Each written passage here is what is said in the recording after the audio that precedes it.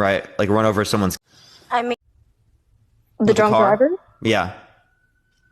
Well, wait, like like the parent of the child that was run over? Yeah, the parent gets to run over the other kid's child. I mean, the other parent's child. Well, no, because they did it while drunk driving. Well, the kid didn't do anything, so no. Oh, but wait, it's eye for an eye. No. Let me tell you, because what would happen is that you should get drunk and run the guy over, not his kid. That's not eye for an eye. I mean, no, but he's the and one. Wait. So the guy got wait. That's fucking crazy. You did not just say that. You did not just say that. You should get. What are you talking about? Can you let me? Oh. You unironically just argued that you should get drunk and run over someone with a car.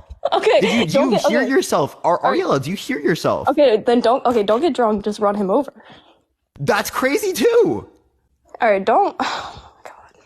That's fucking crazy. No. I'm not saying you're actually wild. I mean, he should like.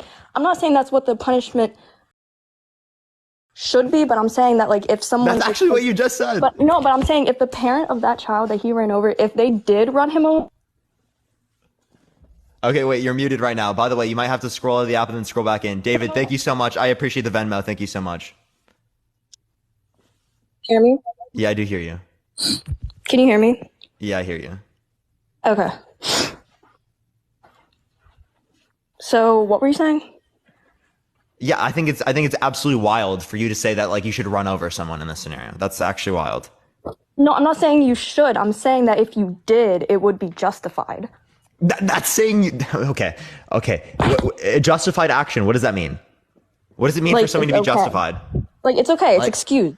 Like you don't think it's right or wrong, but you think it's acceptable. You think it's permissible.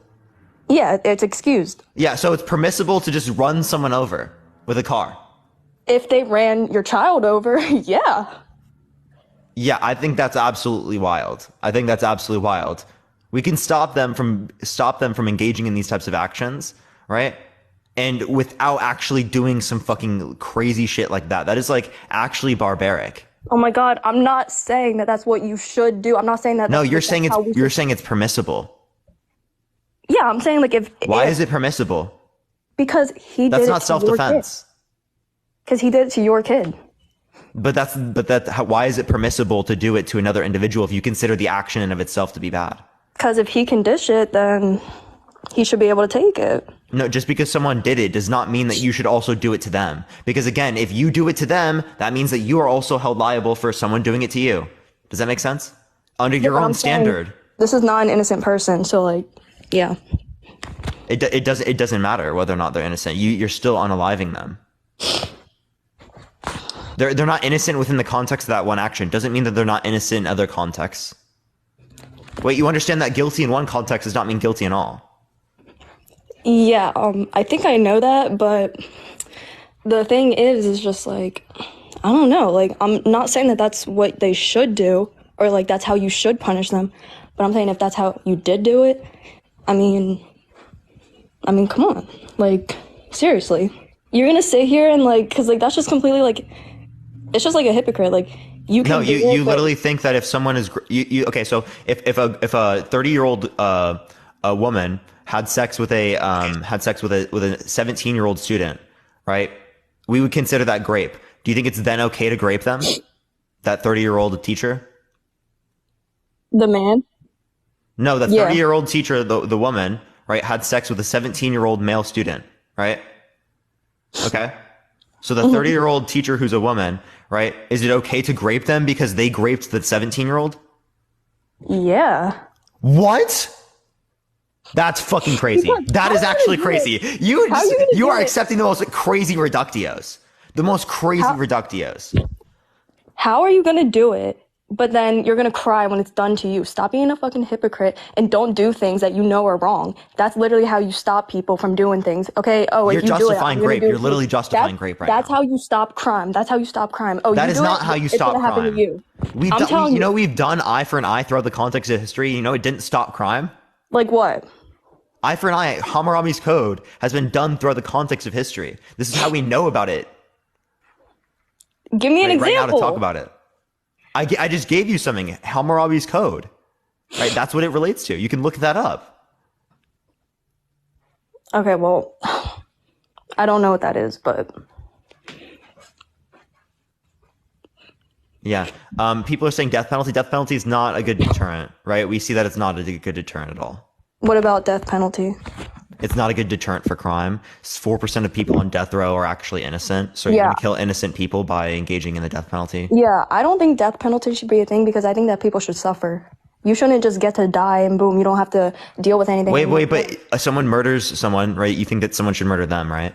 So they should be death penalty then. That's your view. Oh, well, okay, well, I guess with murder, but Yeah, but again, then again, 4% of people on death row are going to die who are innocent, right? Because there is the case that there are mistakes within the context of our judicial system. yeah, I see that. So but you're like, okay with innocent people dying because you just okay, want to don't enact take this my words particular like that, shit. first off, no, because see, that's what you do. No, you're not okay with it. That's my point, is that you're not going to be okay with the death penalty then.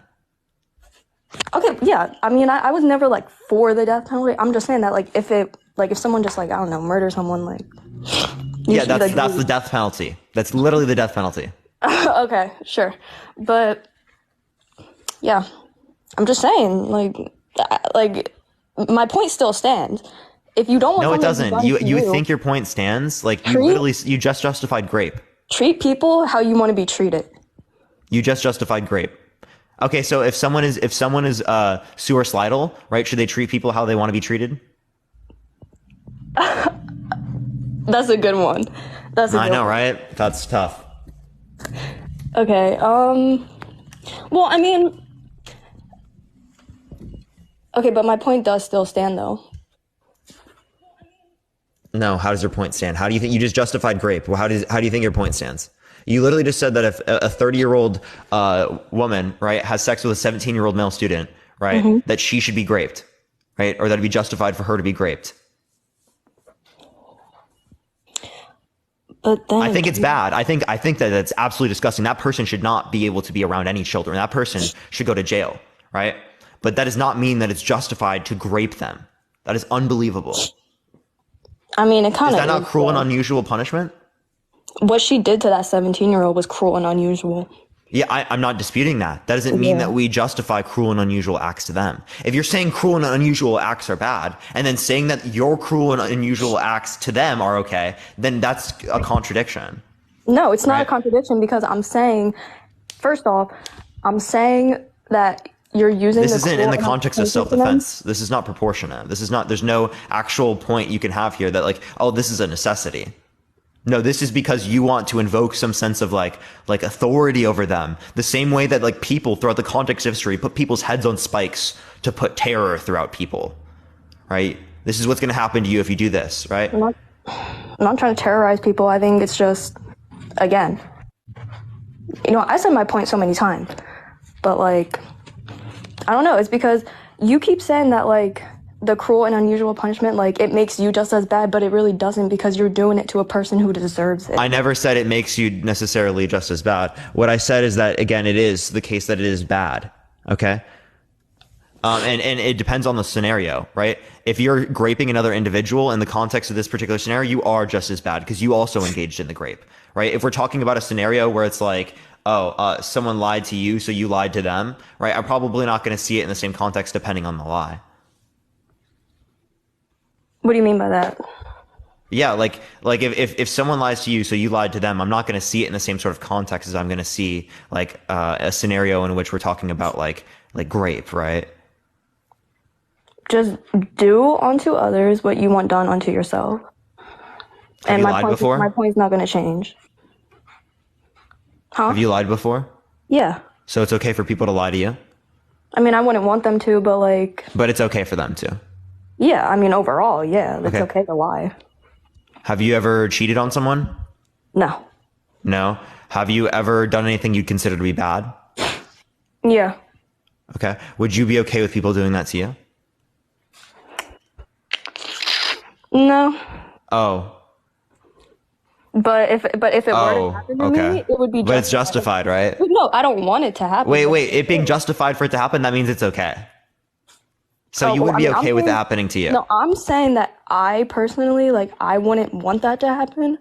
But if it did, like, I No, mean, come but on, you'd like, be it's okay with karma. it. You'd be It's okay with karma. it. So you'd be okay with it. I mean, like, I'm not saying that like I would be happy, like, oh yeah, someone stole something of mine, or I don't know, something like that. Like, you know, like I wouldn't be happy about it, but like it's kind of like, oh well, that's what I get. Like, But you'd be okay with it. So you would be okay with someone doing exactly what you did to other people. I mean, that's what I get. Oh, okay. Okay. All right. So, I don't know how you don't see like the logic and the reasoning, but well, because I don't think that just because we've done stuff in the past that necessarily implies that it's justified to engage in these actions in the future. I don't see how that follows, right? Like, I think that the reductios that you just had to accept were incredibly absurd. Like, incredibly absurd. no, they weren't. You've accepted some of the most absurd reductios ever asked on my live. But like, you seriously don't agree with me, like especially with that. No, I like, don't the agree with grape you. thing. I don't agree with you. Like, you don't think that grape is like deserve that at all? I don't think that we should grape grapists. No. You don't think that they should like experience? No, they should be in prison for the rest of their lives. They should not be able to be around anyone, right? But no, that we should not grape grapists. But what do they learn from that? Like, What do you mean, what do they learn from that? What do they learn from what you're talking about? they learn how it feels and why it's bad and why, you know, women or whoever don't want that to happen to them. Yeah, so is that the way that they should learn that? Yes. So you do think that this should happen to them?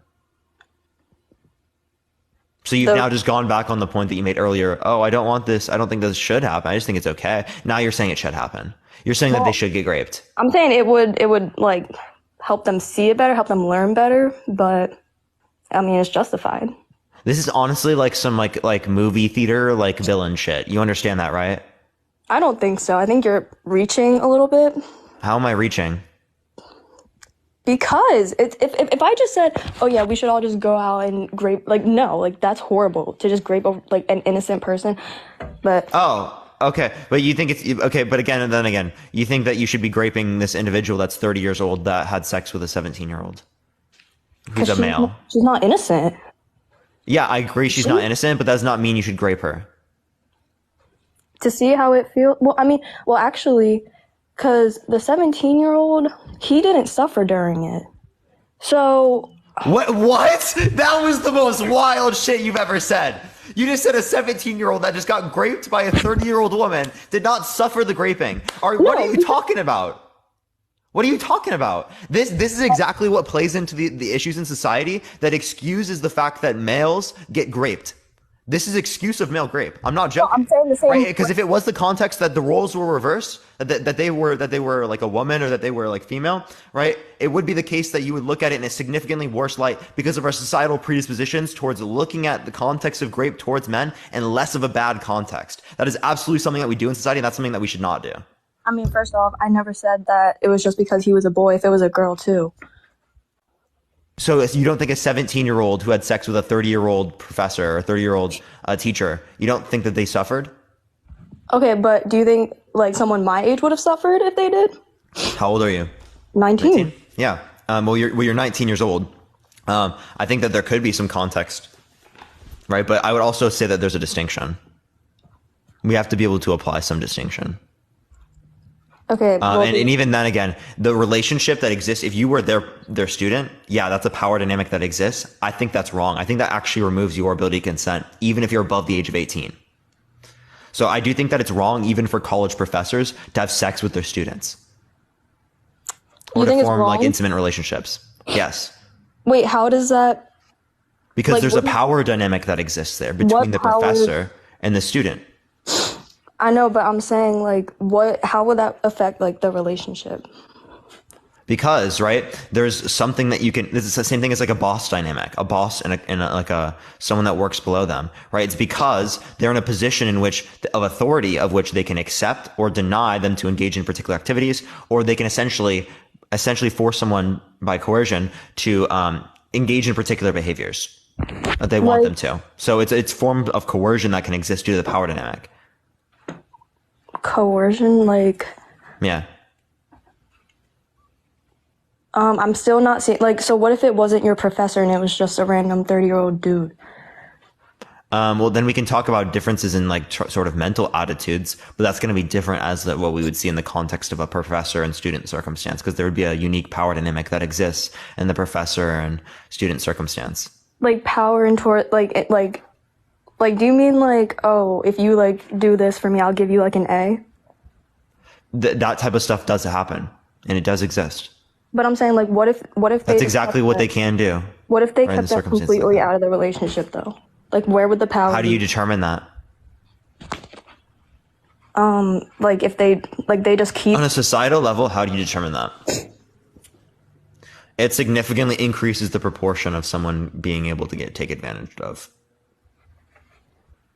I mean, yeah, but I'm saying like, as long as he's not like basing her grades off of, you know, or This or is his actually grades. the same types of attitudes that are used towards that P3DOs use with children, right? Oh, what if the adult isn't actually using this sort of mental relation to be able to take advantage of them? What if they are treating them fine? Mm-hmm. So like a lot of these attitudes are used in other ways in which we see to be absolutely abhorrent. Yeah, but I mean, not all logic applies to the same thing. So like, can you give a distinction as to why your reasoning applies on one and not the other? Under your views? Like, no, I kind of forget. Okay. All right. Well, is there anything else you want to talk about or add? No. All right, for sure. All right, we're going to go on to the next person. Only send a guest request if you disagree. We are just looking for some debates. Tap that screen, everyone. Let's try to get to 250,000 likes. If you want to help get out to more people, everyone, share the live copy link. Send it to a few friends. Let's get on to the next person. Please only send a guest request if you support Trump, y'all. That was painful. That was painful. Yo, what's up? How old are you? Who is it? Hello? They're fine. They can open it. Okay, we're going to go on to the next person. Please only send a guest request if you disagree. Again, we are just looking for people who support Trump and who want to debate. Please only do send a guest request if you disagree, y'all. We are just looking for some debates. Dodged a bullet there, yikes.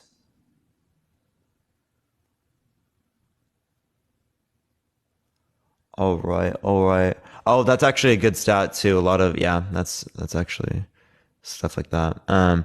Let's go on to the next person. It's not accepting this person, so we're gonna keep tapping that screen. We're gonna keep sharing the live. My recordings are not working right now, y'all. I need to get a new computer, everyone, which is really tough, really tough. That's gonna be a lot. I do need to get a new computer because my computer's like, honestly, it's not working at all. I think my GPU memory is for some overuse. I don't know if it's outdated at this point.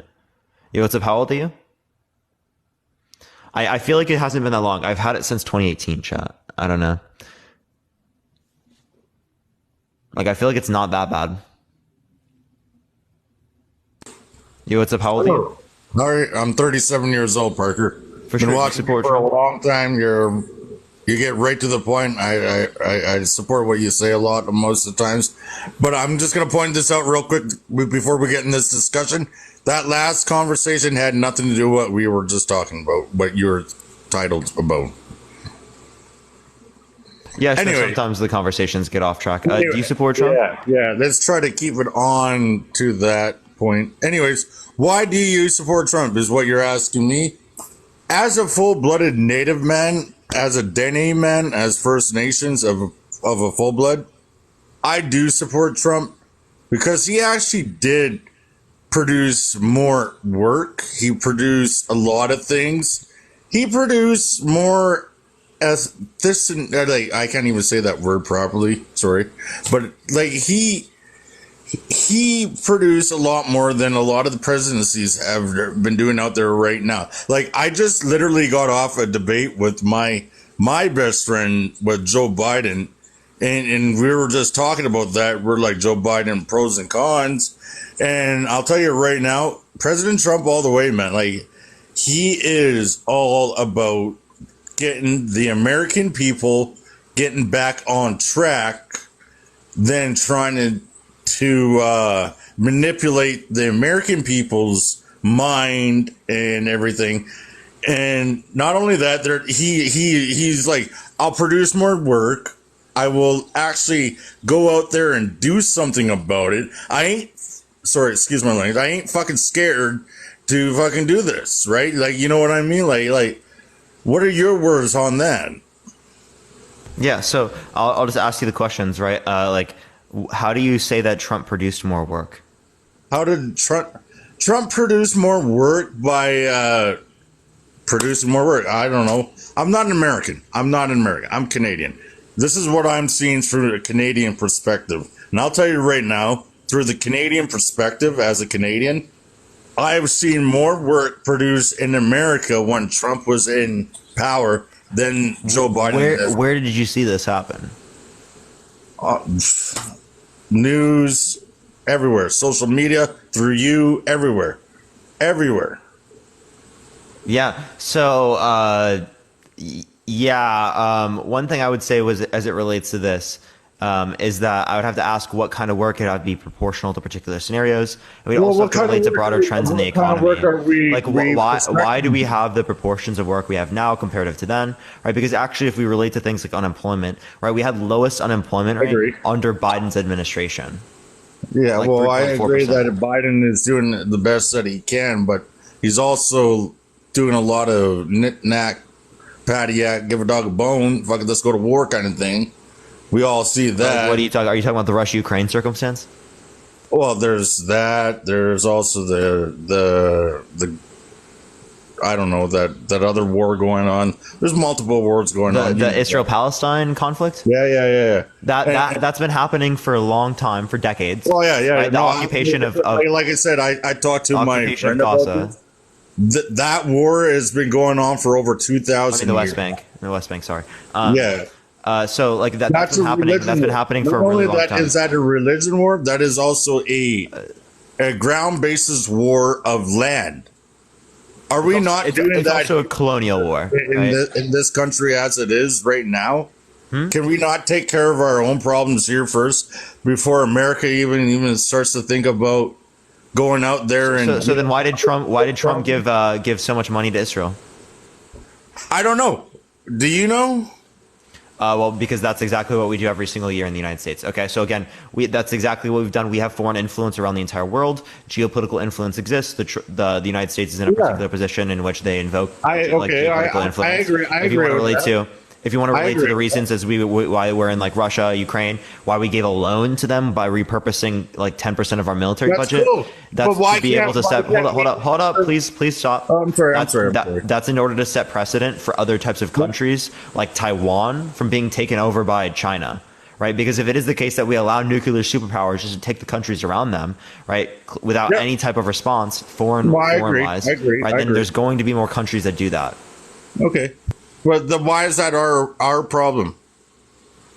Well, because it is the case that you have a desire against like there to be like war, right, and for people to be terrorized. Why does it have to be people war, to be negatively impacted? Why can't we figure out this more of a civilized way other than let's just shoot bullets and drop bombs?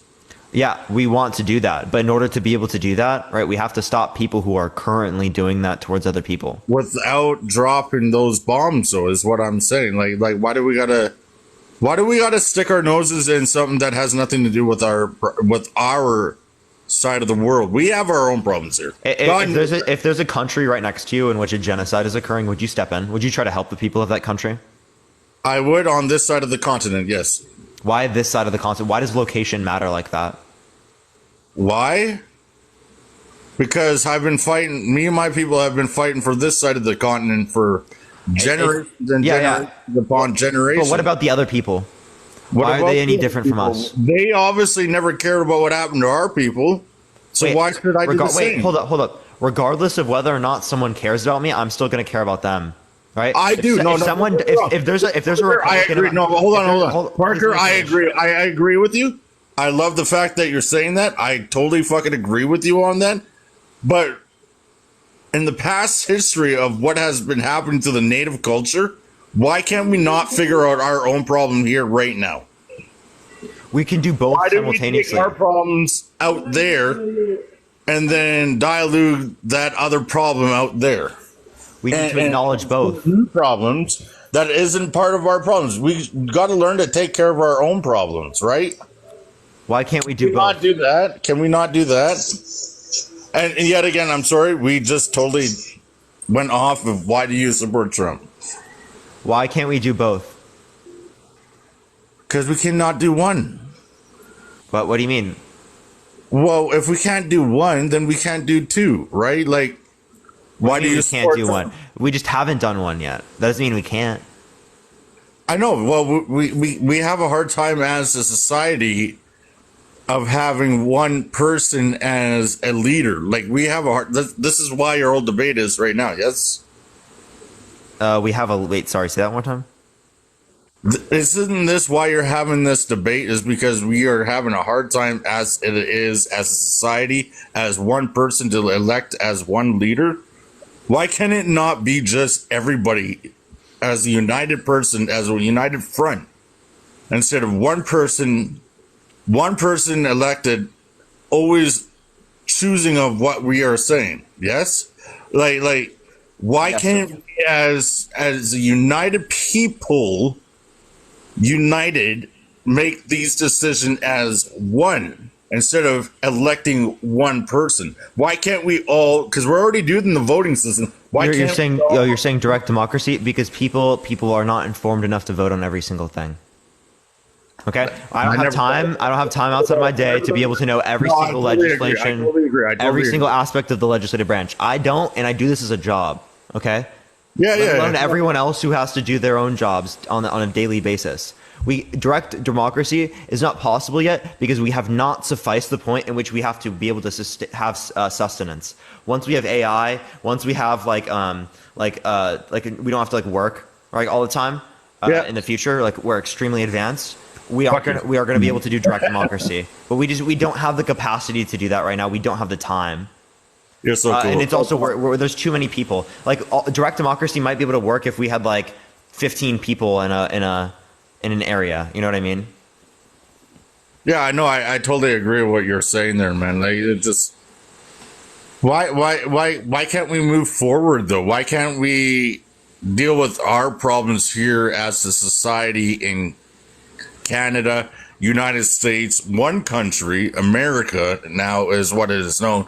In my culture, we're not known as America or Canada or any of that. We are united as one people.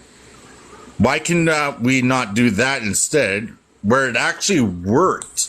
We had it working for our Wait, Corey, I'm not disputing. Like, I think that, yeah, we should have some type of international cooperation. I don't know what you're talking about specifically in terms of we just work together, but I want there to be international cooperation. And the reason why I want there to be international cooperation is so that we can stop atrocities that we see happening that we would care about in the context of our own country. Because if I would care about it within the context of my own country, for someone that's not a part of my family, what is the reason why I don't care about it within the Evan, thank you for the subscription, I appreciate it. I agree. I don't care about it in the context of people that are totally living just a bit farther away.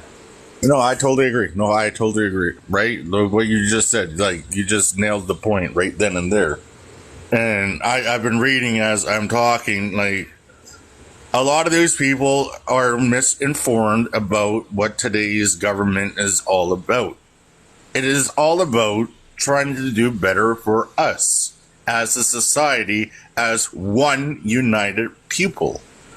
Not people's pupil. There's a difference in that saying.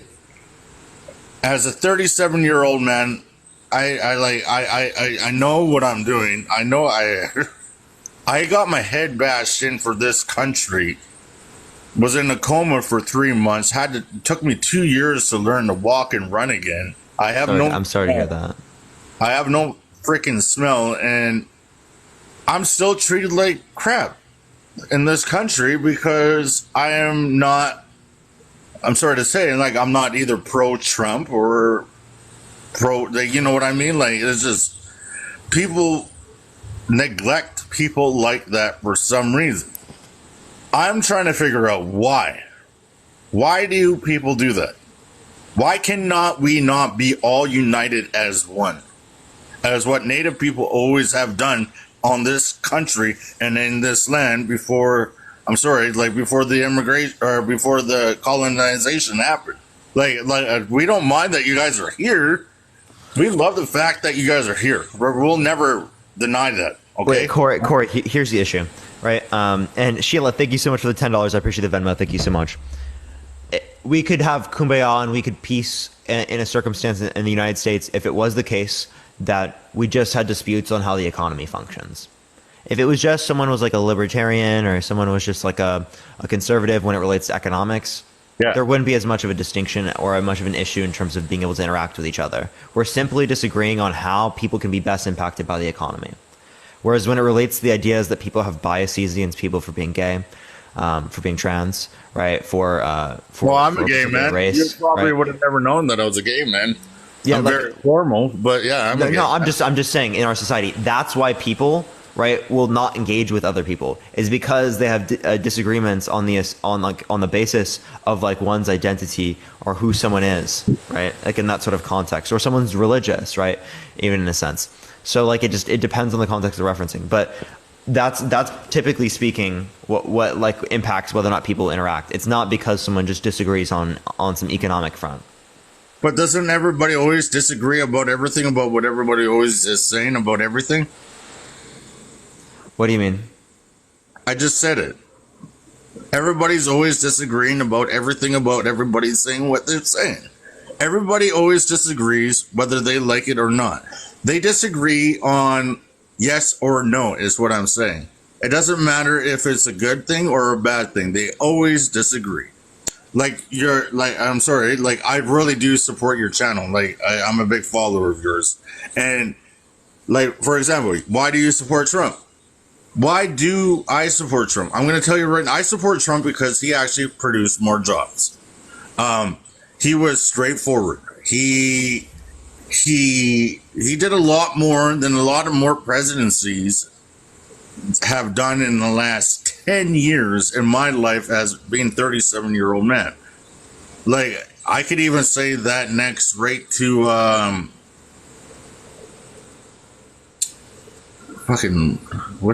don't know. I can't remember all your guys' presidents. Who was the president before Trump again? It was Obama. Obama, yeah. Like even Obama tried to do what Trump did.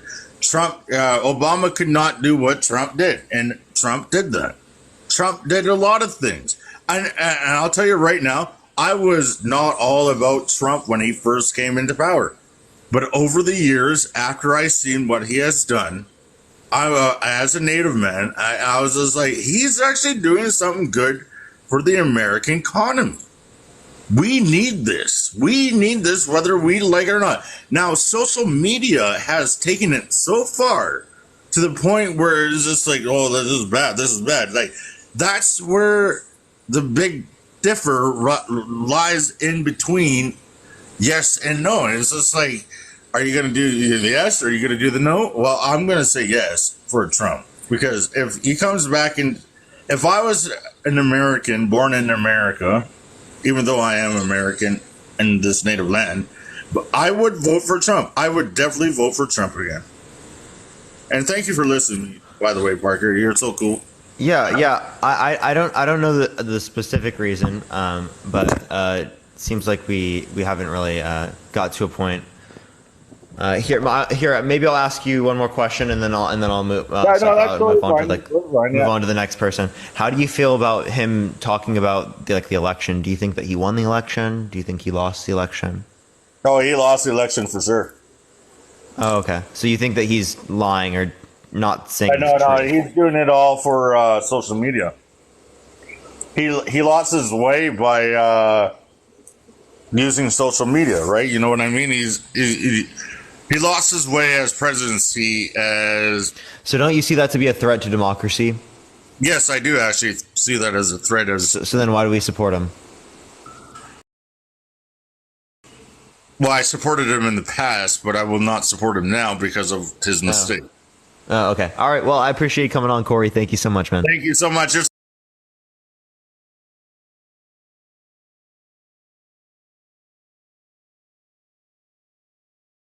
Trying to say? Well, that or the lack of, or the fact that the virus had to go through. Oh, wait, Bowser, I'm not. Okay, hold up. So I agree with you. It was not Trump that caused it. I want to make that very clear. The point I was using is that correlation does not equal causation, Right, but right? at some points it does, doesn't it? So at some points there is a correlation and a causation, but just because there is correlation does not mean that there's causation. Does that make sense? Okay. So what would you say? Let me ask you this question then. What would you say the impact that COVID had on the economy? COVID had a massive impact on the economy as it relates to like us going and staying at home more, us not interacting with each other, us being sick, so we have to stay at home, not being able to produce money or supply into the market. So there were like supply chain issues as it relates to that. People died, right? There was just lots of issues related to that. Okay. And then the follow-up question would be, what impact did that have on unemployment in the United States? It had a huge impact. So we shot up to 14.7% unemployment due to this specific concern and the fact that we were giving people unemployment insurance, stuff like that, right? And that brought us up to 14.7, but that very quickly went down, as is the case that people returned back to work after a bit. Okay, yeah, I would agree, and it took a while. So I'm agreeing with all what you just said. But do you understand what my point is? Just because it is the case that it happened under his administration does not mean it was caused by him. So you making the claim that just because it is the case that Russia, Ukraine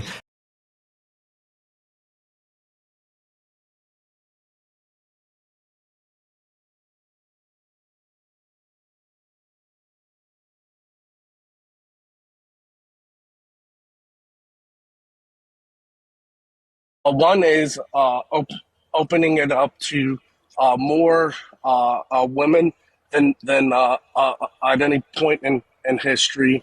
Then also opening that up opening to up what? like the military to more women, to changing the policies on LGBTQ and things like that.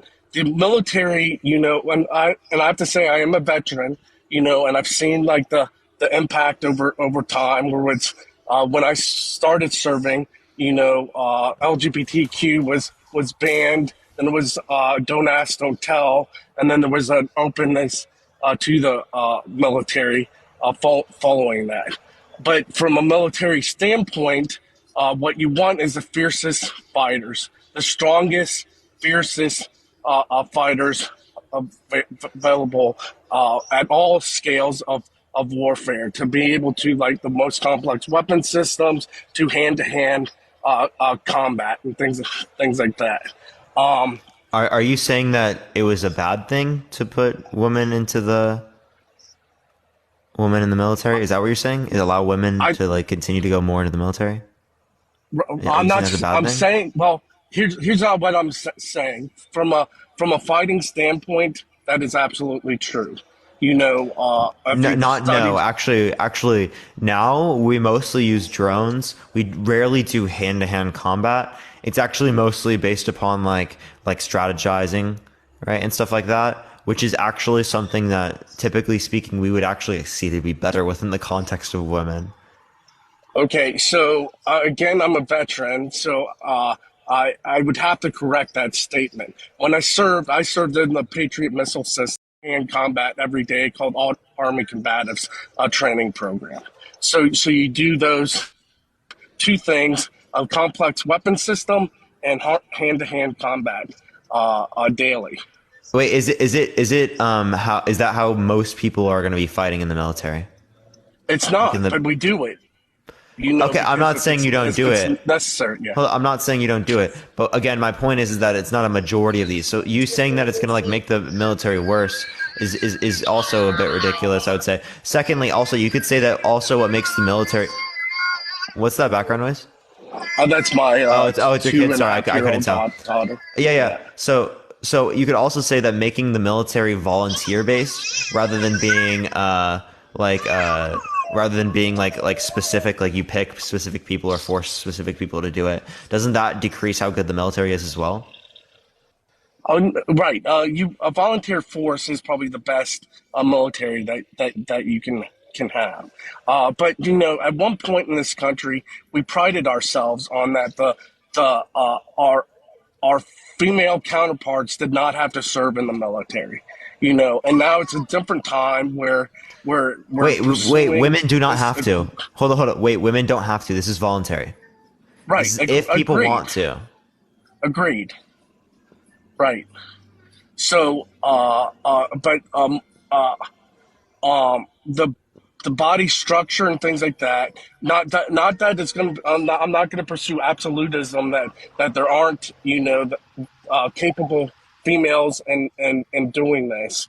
But the counterparts and statistics are different, and a male being engineered to fight for this country versus a female being engineered to fight for this country. Yeah, I think it's a bit ridiculous to say that like you shouldn't allow for women to like be able to do so on like some sort of voluntary basis, right? This is what people would want to do, right? It also is the case that, again, if you want to like specifically make it so that it's not people who just like want to do it, and instead it's going to be people who are the best, most equipped for it, right? Well, then you're not going to have the current standards we have. So that's right. Also what it seems like you're held to. Is there anything else? Go ahead. Yes, here's the other part that goes with that, is that you start to get into an affirmative action standpoint.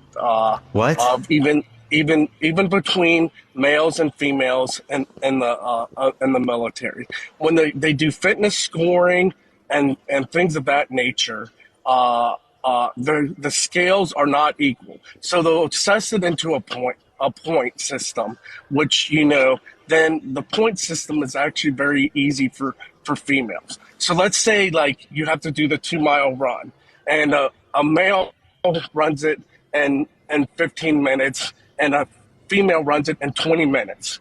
You know, well, they equate it to a point system, and then that 20-minute run is actually scored higher than that male's 15-minute run. And so there is a lot of delusion. And wait, hold, that's not delusion, that's proportionate, right? Like I don't understand what you're referencing with that. That's proportionate. So let me explain it to you. So like I run a marathon and I scored, you know, run it in 4 hours and 20 minutes. And then comes in 5 hours comes in a female. You know, who ran faster? A woman? Okay, yeah. Why did that woman run faster running in 5 hours over someone that ran it in 4 hours and 20 minutes?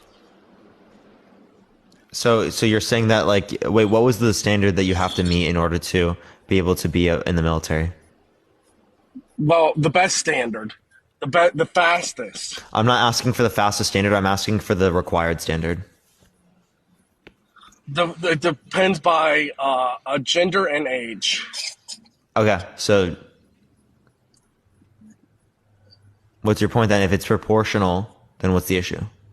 Yeah, because in combat, what makes the should we not let 40-year-olds in the military because it can make the military not as good? Well, if you have a task that you have to send somebody that's in danger, are you want to send your fastest soldier to? That's what we would. Oh, wait, are you driving? Are you driving? Are you gonna? No, I'm not driving. I forgot. Sorry, I forgot. Yeah. And I'm almost home, by the way. But so aren't you gonna want to send your fastest soldier? So you could, you could say that you want to send your fastest soldier. You don't necessarily have to, right? But like that would be what our Navy SEALs are for. Is that not right? I wouldn't say that. I would say our military is and militaries in general are competitive, which means by competitive you're competing against an enemy, and you're competing against an enemy to survive and to do whatever task that you need, whether it's faster, smarter, or more accurate, and those means. So yeah, that's how I would relate. Yeah, so I don't think the fastest is necessarily what determines what would be the best. But also, again, you're just saying if you're going to hold yourself to the standard of we want the most efficient ones, then you're not going to hold the same standards we have now, right? You're going to change the current standards. Do you agree? Well, yeah, the current standards have changed, but you know what they changed to? To something that is more inclusive versus something that is and less competitive than actually So, how do being you like think that they the should best. change? I think you should be like basically on competition. Say I need to go to the range and I'm shooting the M4, and I had 40 out of 40 targets. I happen to be male. I shouldn't be like uh, uh, rated less than like a female that shoots 32 out of 40. Let's say that. But that's kind of what's happening in the military right now. There is an affirmative action where I would have to see what you're relating to. Again, I don't know why you keep restating the same claim.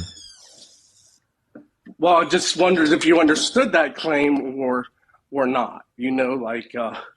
But anyway, we've People gone people on are a different. saying that the scores are not that way. That it's literally the same. Well, okay, except for have they said on promotion boards. I don't know. I'm just saying Right. that's what they're And saying. and then have they seen that, oh, we're going to do these like quotas, which we need to promote such and such, based off of gender and based off of Wait, race. did you sit on one of these boards? I have sat on these boards, and I've also seen like in the Supreme Court toss some like promotions, not in the military, but firefighters in Connecticut, where they basically tossed out of equity because of fear that they weren't promoting enough racial groups. Therefore, throughout the entire like standardized testing and things like that. So. I don't know the specifics of what you're referencing. I would have to know what you're talking about. Can you send me a source for anything? Yes, let me give that to Connecticut firefighter. Yeah, you can just send that to me. You can send that to me later if you'd like to do that. Okay, but why do you think? I'm going to ask you why you think Joe Biden's a strong commander in chief.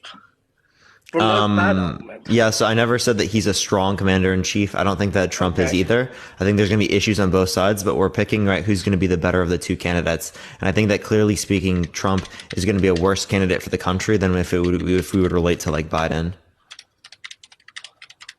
Okay. And then, like, why doesn't Joe Biden sit at like the Army Navy games? Is it because the military doesn't respect him? He doesn't respect. I don't know the what you're military? talking about.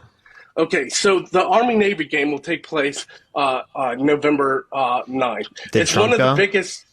Yes, Trump goes, and usually most of the presidents go. They sit on the Navy side for half the game and sit on the Army side for half the game. It has one of the biggest television audiences in history. You're talking like anywhere between 10 and 15 Yo, Kara, I appreciate the $5. Thank you so much. million views and things like that. So, yeah, and they do the coin flip. So a football they game. play Wait, for the Commander in Chief trophy. I just want to clarify real quick. Our biggest critique here of Biden is that he's not going to a football game.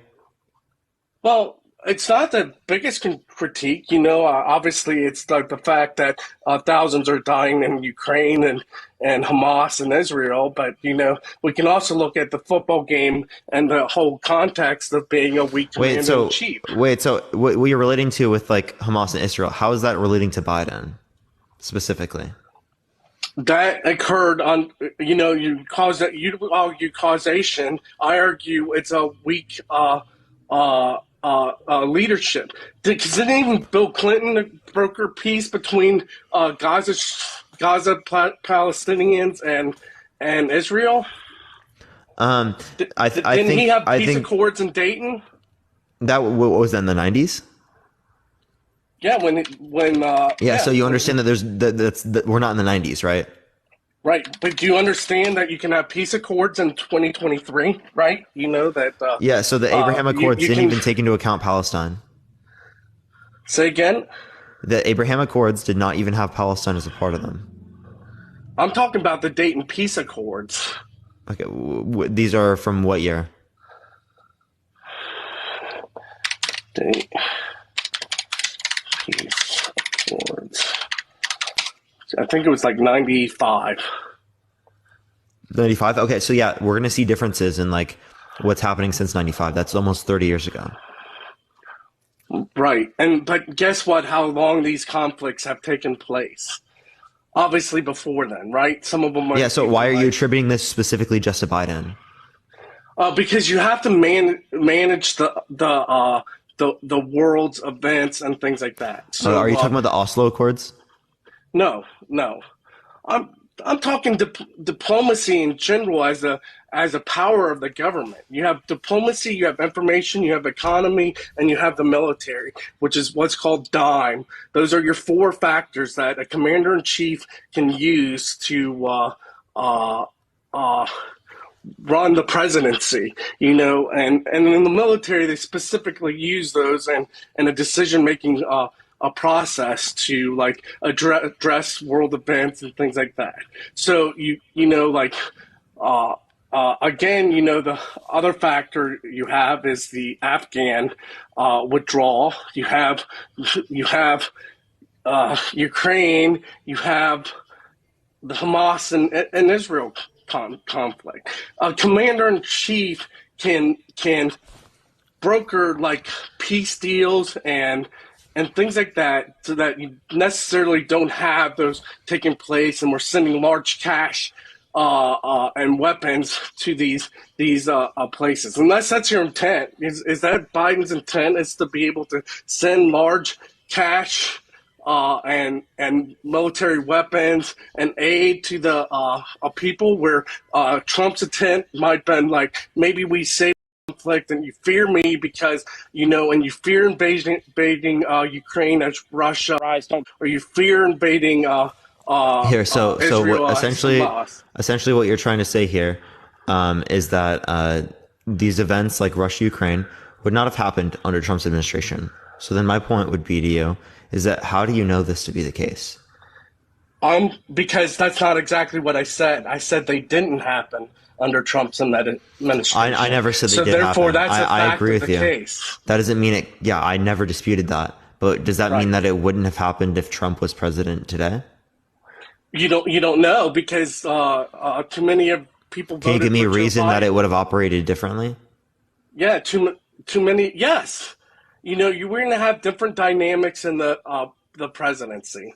But as it relates to Russia Ukraine. Yes, that's a variable that you wouldn't have any certainty of what would have had taken place. The only certainty that you have is that under Trump, those invasions did not occur. Under Biden, they did occur. Whether they would have under Biden, there wasn't 14.7% unemployment. Under Trump, there was 14.7% unemployment. What's your point? Yeah, and under Trump, there was 400,000 COVID deaths, and under Biden, there was over 700,000 COVID deaths. So you mean 300,000? No, 700,000. Are you trying to reference up to 1.1 million? It's approximately that. But Bowser, that's not my argument, though. That's your argument. Right. I'm not saying just because these things are associated, that means that one caused the other. That's what you're arguing. Okay. Right. So what I'm showing is the absurdity. I don't know why you're trying to reduct you ad absurdism. Your own point. I'm just saying there's a level of certainty in that it didn't occur under Donald Trump. So you're trying to you're not giving me any reason. Wait, you're not giving me any reason to believe because Trump. You're not giving me any reason to believe that it would not occur under Trump. You're simply just stating that claim. You're just saying that there's a different dynamic. You're saying it's different. You're not giving me the reason why it would be different.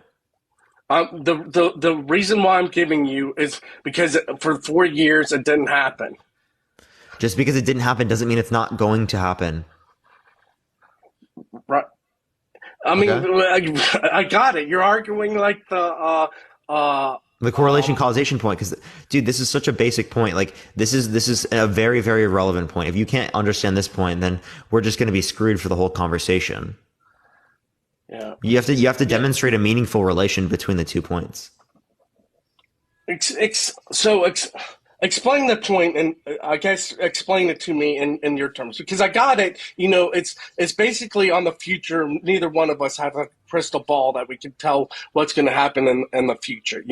Whether if Trump was reelected, that event would have occurred or not occurred. I mean, that's all it seems like that we're. I would have reason to believe it would have happened similarly when it relates to policy or international affairs. I don't think that just Trump or president being different is going to have much of an impact on whether or not these events occurred. I would have to have good reason to believe that they would have such a great impact on that. Yeah. Yeah. I guess that's a point of disagreement. I think Trump had enough power and influence in the world and in Russia to have done something like that would have set a different course of action in Ukraine. I also think he has a willingness to want to end it, to end the people from dying on both sides of Russia and Ukraine, as he has said in numerous. So does Biden. Biden wants to end it too. Okay. So again, and we're what is asking Biden? for a relevant distinction between Biden and Trump that means that they would act differently in this particular circumstance. What is Biden doing to end it? So the point would be to end it would be that they're trying to engage for like some sort of peace accords. All right. They're also trying to limit Russia being able to aggress further into Ukraine by the Lend-Lease program that they started, like the loan that they gave. That money would have also been given under Trump's. Right. These are determined like by Congress. Okay. Well, there's one because you're a particularist in terms of argument and things like that. In terms of morals. So, yeah. So I want to point out to in Afghanistan before the withdrawal of Afghanistan. Do you know Joe Biden said, as we're withdrawing from Afghanistan, that Afghanistan would not fall to the Taliban. And then 2 months later, Afghanistan fell to the Taliban. So as a commander-in-chief... That would have happened with Trump or Biden. But Biden's the one that said that. No one expected for it to fall that quick. No one. No one did? I expected it to fall that quick. Well, because I've been into Afghanistan. I'm talking about people that like, okay, dude, you're biased. Be fucking for real. Right, you're biased. Okay? You're right. So the reason why you expected that is because you don't like Biden. Okay? If we're talking about like an actual legitimate circumstance, no one expected like that circumstance because of how long they spent there to set it up for it to just fall like that. Right? Yeah. I want to agree with you that I am biased, but the reason why I'm biased is I had a TS-SCI clearance, and I was in Afghanistan, and I served in Kabul, and I served at the highest headquarters, which was the NATO ISAF headquarters. So I knew Afghanistan and in general, down to the point where, like, just to prove that I know Afghanistan, and Iraq, you had something called Abu Ghraib. But what people don't even know, in Afghanistan, you have a similar prison uprising called Polisharki, that we had to squash and do other things. Everyone that served in Afghanistan knew that once we were leaving, the loyalty was never going to be to the United States. It was always going to be to the Taliban because they're the ones staying. They're the ones that are going to be feared. They're what the population had to live with after, the United States withdrew and things like that. So it's absurd to think that there was no scenario where Afghanistan was falling. We also know that Afghan. No, wait, I never said that, Bowser. That's not what I said. Yeah. I said no one thought that was going to happen that way. Yeah, that quickly. Yeah, but then the ANA wasn't well trained either. They're missing the conserve weapons. Is that specifically Biden though? I mean, like again, no, that's not. That's Afghanistan and I don't even think we should have been in Afghanistan in the first place. Like, yeah.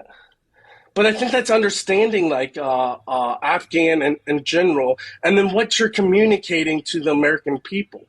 he didn't communicate that it may or may not happen, and what's the circumstances. I don't know if it's poor communication by a commander in chief, but when you're seeing something take place, and he's saying one thing, and 2 months later it's the exact opposite. I'm questioning, one, do you even understand this military analysis as Joe Biden? Are you intentionally lying to the American people as Joe Biden? What's really being told to you in your analysis and your understanding of complex world situations and things like that? And the other thing that I'm thinking is, this is happening during COVID, and you're telling people to get vaccinated and things like that. But you're absolutely wrong here. Are you telling the truth here? People have. Wait, do you think people should get vaccinated? I think people need to trust the government, and the government needs to be honest about what's. So people should get vaccinated?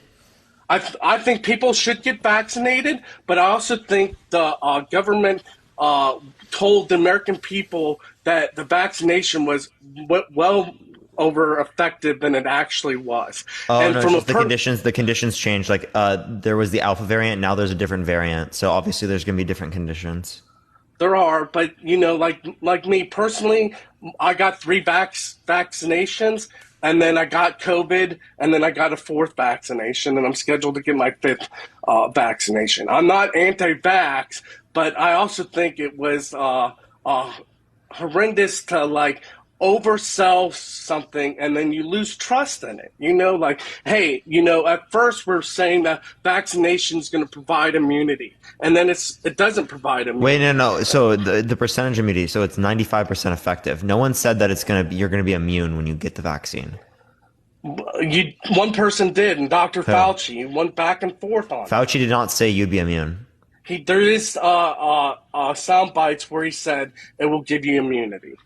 And then immunity is a different notion. Okay, so here, let me clarify. When we're saying something in the context of science, something produces immunity, we're not saying you're immune, right? What we're saying is that it produces an immune response to a virus. That's what immunity means in that context. Okay. No vaccine gives 100% immunity.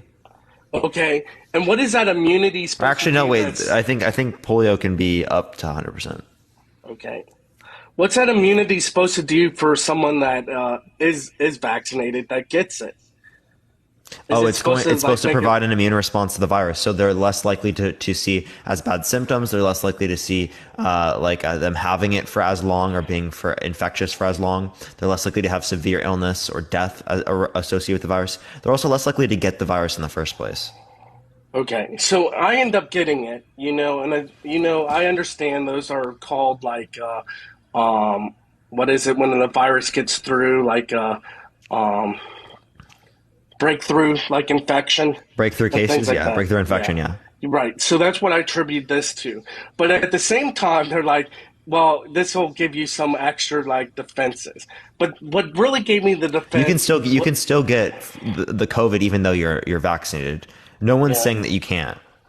But I just don't know what the vaccination did, because they ended up giving me a steroid that is what helped me beat the virus, and not the vaccination in itself. So I don't know. Oh, you needed extra help anyway. So right. Yeah. So, but the vaccine's supposed to help. So the vaccine was meant to reduce the likelihood of you dying, reduce the likelihood of you seeing as bad symptoms, reduce the likelihood of how symptomatic you are for as long, reduce the likelihood of you getting it in the first place, and then reduce the likelihood of you dying. So again, you're not going to necessarily see all the negative impacts that it prevented you from because you were prevented from. Right. Said, did I get lung damage? I don't know if I had a case of long COVID or not long COVID, but I don't see that I did. I wasn't on a ventilator or anything. It went back and forth. Some days I thought COVID was going to win and I was going to die. I was beating COVID. So it went back and forth for 10 days. So people doesn't. But I do encourage the vaccination. But I encourage honesty and effectiveness, especially by I agree with you. Up to the highest level of governments. People have to trust their leadership, and you're right between. I don't disagree with you there. right. Trump and Biden. Wait, Bowser. Want, That's actually this point. We need to trust our leadership. Do you trust Trump? I do. I think I wrote Trump at one time, and he wrote me back. Do you think that he won the election? I do not think he won the election. It's interesting. There's some indicators where I want to say I don't really know, but I have to trust the election officials on what the data. So you do think that he lost? Say. I do think he lost. Okay, so he's not being truthful when he says he won the election. I don't think so. I think that's a false narrative of See, I agree with you, but that doesn't make me. I can't trust him. I don't think anyone can trust him if he's going to be claiming that he won the election years after, and also claiming that he will only accept the results of the election if he wins. Yeah. I wanted to clarify my position to you.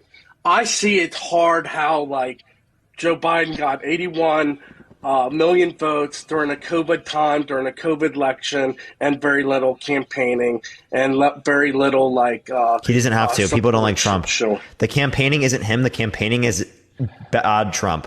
That's all the campaigning is. Okay. That's all the Biden campaign was. The Biden campaign was bad Trump, and that's it. That's actually literally all the Biden campaign had to do. Right, and he got the most votes in all of U.S. history. Right, and that's called being weak because that's a campaign of hatred versus a campaign of what I can do for Americans. Sure, but I mean that's also what Republicans do. Republicans just do, Democrats bad. Right, so because I think that's because we have a two-party system, a duopoly, right? What we want there to be a system where there's a multi-party democracy where the progressives or the libertarians are heard, right? Where they're able to influence policy or the parties. That's what we want. That will create a better system for us because I think that progressive Democrats, given that standard, would definitely win. Yeah. I have some thoughts on why do you think we have a two-party system? I have one thought on it if you don't. I don't have a particular thought. I think that it's just how it's been. My thought maybe it could reinforce the system that currently exists for corporations or for for corporate influence over the government. Yeah.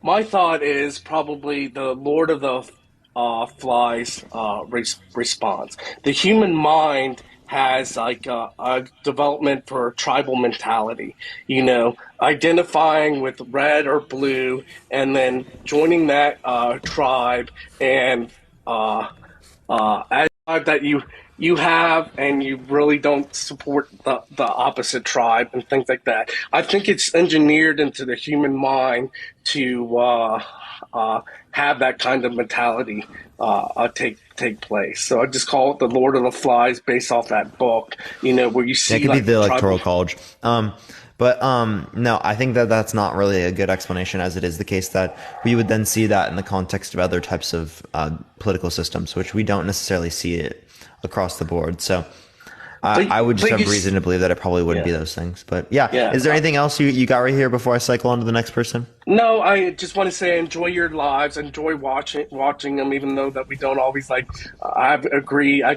thank you for taking the time and having a great discussion with me, and I'll let you get on to the next person. Greatly appreciate it. Have a good night. For sure, appreciate it. Have a great day. Yeah. All right, let's go on to the next person. Please only send a guest request if you disagree. If you want to support me, Venmo, Cash App in the bio. I still can't get any gifts here on TikTok, y'all. TikTok has not allowed me to do that, anyone. All right, it's not accepting this person. We're going to try to get on to the next person here real quick if it doesn't add this person up here. But in the meantime, everyone, tap that screen. Let's try to get to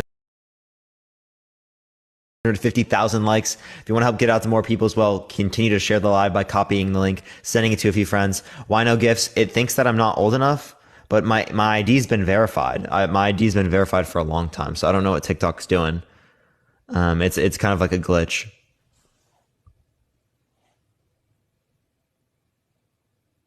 But yeah, TikTok, only Cash App and Venmo does work. You can send me a message there on TikTok and Venmo. That is the cool thing there. That is the cool thing there. TikTok discriminating against you, so real. It's actually been a way, and I haven't been able to get gifts here on TikTok for literally 2 weeks, over 2 weeks. It happened the 30th.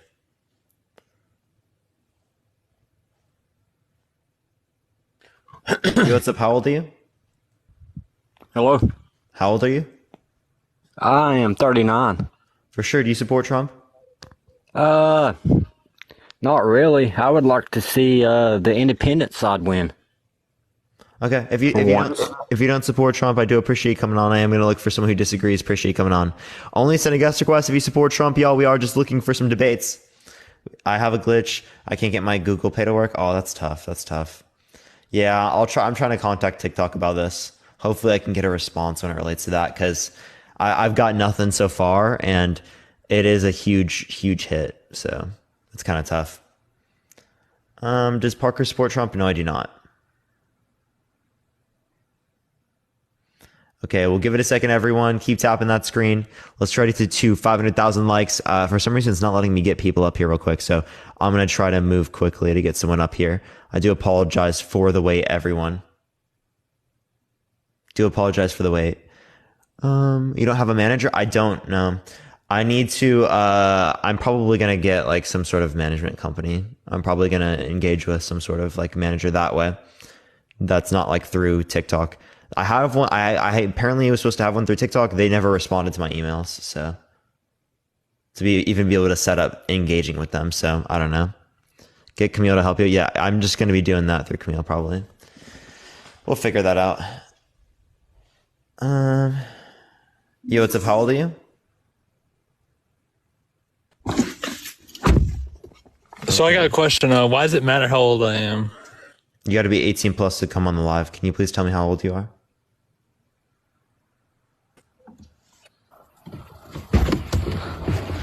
Okay.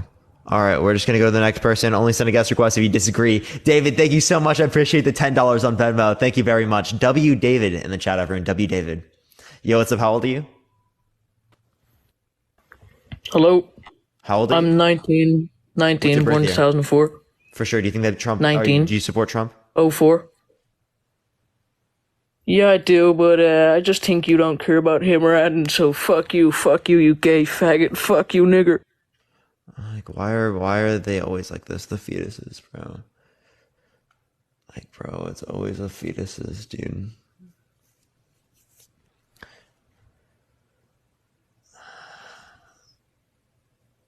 Yo, what's up? How old are you? Hello? Okay. Chat, what is going on right now? I'm trying to get someone up here. Please only send a guest request if you support Trump. We'll get some people up here. We're going to get the debates to continue. We've only been on for an hour or about 2 hours, y'all. Yo, what's up? How old are you? Yo, David, thank you so much for the $20. Can we get a W, David, in the comment section right now, everyone? Do we have another one? Do we have another Archie? No, I'm just kidding. She's a little loud to be another Archie.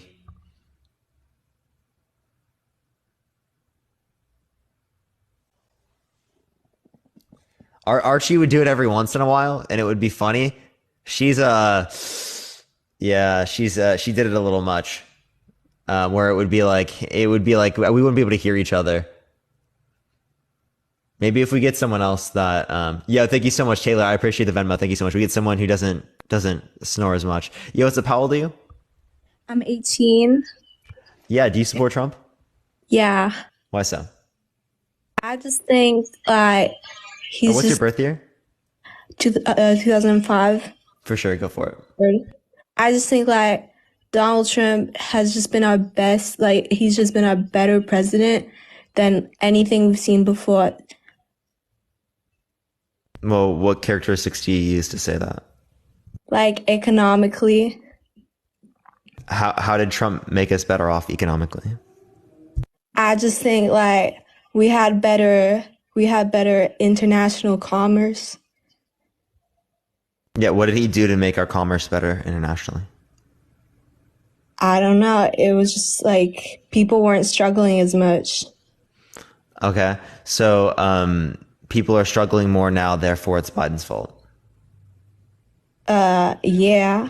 Okay. So there was 14.7% unemployment under Trump's administration. Did Trump cause the 14.7% unemployment because it happened under his administration? Oh, she left. Okay. All right, we're going to go to the next person. Please only send a guest request if you disagree, y'all. We are just looking for some debates.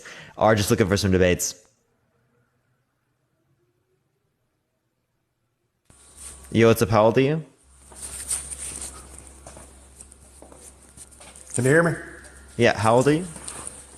I'm 55. For sure. Do you support Trump? Oh, yes, I do. Why so? Well, in my lifetime, which is half a century now, and all the presidents I can remember, even studied about, he's hands down the best that this country's ever had. But the lady before was talking about economics.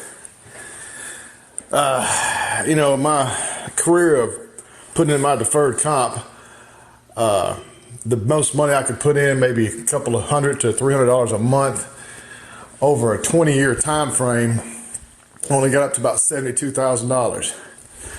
And not the first year of Trump, but he turned our economy around so much economically that it exploded. Within 3 years, it went to 174,000 within 3 years, just because of what he did, just on the economic side of it. And besides, that president supported both sides, no matter what. If you was a Democrat, if you was in trouble across seas, whatever, he came and rescued you. That Biden garbage is up there. He's just sleeping, day walking dream. But it's not just him. I mean, it's his entire party that supports him. He's just a puppet. He's clueless as to what the hell he's doing. He probably don't know the difference between daylight and dark time. But I could go on all day with this. But again, my experience, this is the best president and probably the last president of that our great nation's ever going to have. I hope I'm wrong on that, but time will tell. Okay, so we think that Trump is not a puppet, but we do think that Biden is a puppet. What would be the relevant distinction between Trump and Biden that would indicate that Trump is not a puppet, but Biden is a puppet? Well, he's doing exactly whatever his party tells me to do. I mean, my God, he's not just a puppet to his party, but he's a puppet to his surrounding people. If he doesn't read it exactly from the script when he can read it, because he has no brain to say what his own thoughts were. Whereas Trump, now granted, Trump gets up there and he shoots from the hip, but you knew what that man stood for and what he was backing, and that is the so Trump had scripts, by the way. Trump's had scripts. Well, Trump also did the exact same thing. He did. Well, now he did, except for Trump would be, example, questions from the public constantly, and he would answer back immediately no matter what. Biden, that doesn't happen. And of course, they got him in there where it does. That definitely does happen. Right? Very regularly, and boy, they make damn sure to get him out. So Trump goes off the hip a bit more than like the average president. I don't think that necessarily means that like he's more of a puppet. Now, to be honest, I think, and I'm hoping he's going to win. Like a lot of stuff. I'm hoping he's going to win again, but clearly he's got the experience now to where he won't be shooting off the hip so fast. He's going to be taking the advice of people around him. He's a much wiser man, and I got to give him some credit now. That man has put up with stress, probably more so than most people in the U.S. has to deal with, even though he's financially wealthy. But to sit there and be attacked and charged and arrested and whatever, I mean, that's just, oh my God, what a hero. Political party. Yeah, what a hero.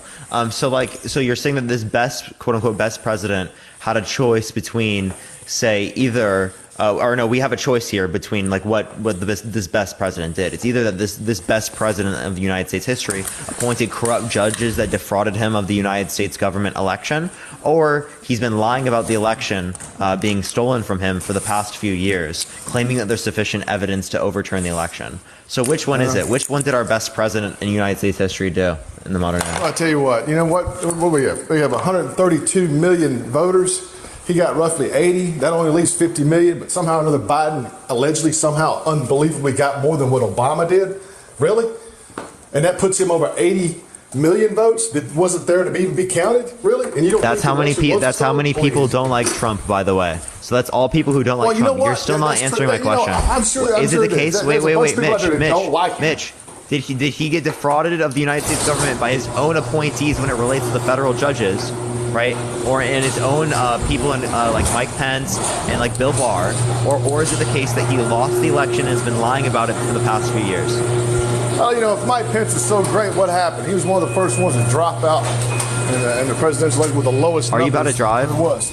Are you about to drive? Yeah, I'm fixing to it. I mean, I walked out of the garage. You can't drive on live. It's TikTok TOS. Yeah, I know. I'm sitting outside, but yeah. But yeah, I got to go pick up some stuff. So, but yeah, man, I wish I could stay on longer, but I listen to you once in a while. But that's pretty cool. I appreciate you taking me on. For sure. All right, let's go to the next person. Please only send a guest request. If you disagree, y'all, we are just looking for some debates. Tap that screen, everyone. Let's try to get to 500,000 likes. Let's get on to the next individual, though, real quick, y'all. Let's get on to the... Yo, what's up? How old are you? I'm 58. For sure. Do you support Trump? I sure do. Why so? Can I ask you something? Mm-hmm. How old are you? 21. 21. Okay, I've been voting since I was 18. And I can tell you one thing, by far, this is the best president that we have ever had. And probably will ever have. And you're only 21, and I'm not putting you down for your age, but you have not lived through some of the times that us adults have lived through. People my age, okay? So you have not... Am I an adult? You are an adult. You are a young adult, okay? But you have not lived through some of the times that us older people have, and you have not seen what was in the past, okay? What we have seen. Okay, what about the people who are also your age that agree with me in the comment section? Well, I'm here to tell you, do I support Trump and why? I've got like a multitude of reasons why I support him, okay? First of all, the border, that's number one. That's one reason why I support him, because he is going to stop, illegals coming over here. It's no telling what all. So you're saying you want more apprehensions at the border? They need to come in the right way, is what I'm trying to say. So you want more apprehensions at the border? Do you agree? I don't think that. Yes, I do. You do? Well, Biden's done exactly like that, right? If you look at the latest statistics, Biden has engaged in more border apprehensions than Trump did. No, hold on a second. Faith Maria, I appreciate the Venmo. Thank you so much. It's not just apprehensions, okay? He's letting everybody and their mother cross over in the border. We don't even know who all is in our country. You're going to see. How are there more apprehensions? Let me tell you, it doesn't matter, okay? I don't care where you're from. Like, I don't care. It doesn't matter. I don't have anything against anyone that wants to come into this country legally, okay? But you're going to see in the very near future, something is going to happen where he has let just everybody flow into this country and not be checked. And what I mean by that is so people are coming in the country and they're being checked. I don't know what we're talking about here. Right? People are going through legal asylum processes. Come on now, you're not that dumb. You're 21, okay? Yeah, I understand, but like you understand that there's fundamentally almost no distinction between the immigration that exists under like our administration right now, or not our administration, the Biden administration right now, and like the Trump administration. Listen. The borders need to be tightened up. That is a fact. Okay. So then like we need to tighten them up even further than like we did under Trump last time. Look at all the children that has crossed over the border that are missing. What about the children that were separated under Trump's administration? 80-some thousand. Where are these children? Hey, I'm talking about through this administration, okay? Okay. But like, are we going to ignore what happened under Trump? Honey, we had better everything with Trump. I don't think that's true, right? Because you'd have to demonstrate to us that it was caused by Trump, not just necessarily something that existed under Trump. When was Trump in office? 3 years ago? He was in office from, 2017 to 2021. Okay, how old were you in 2017? 2017, I was 15. You were 15, huh? So you know everything about what was going on when Trump was in office at 15. I did not know everything, but No. I do know a decent amount enough to make an assertion on this. I actually used to be a Trump supporter at that time, so my position has wildly changed on the matter. Well, most of this generation has gone the way you have. Okay.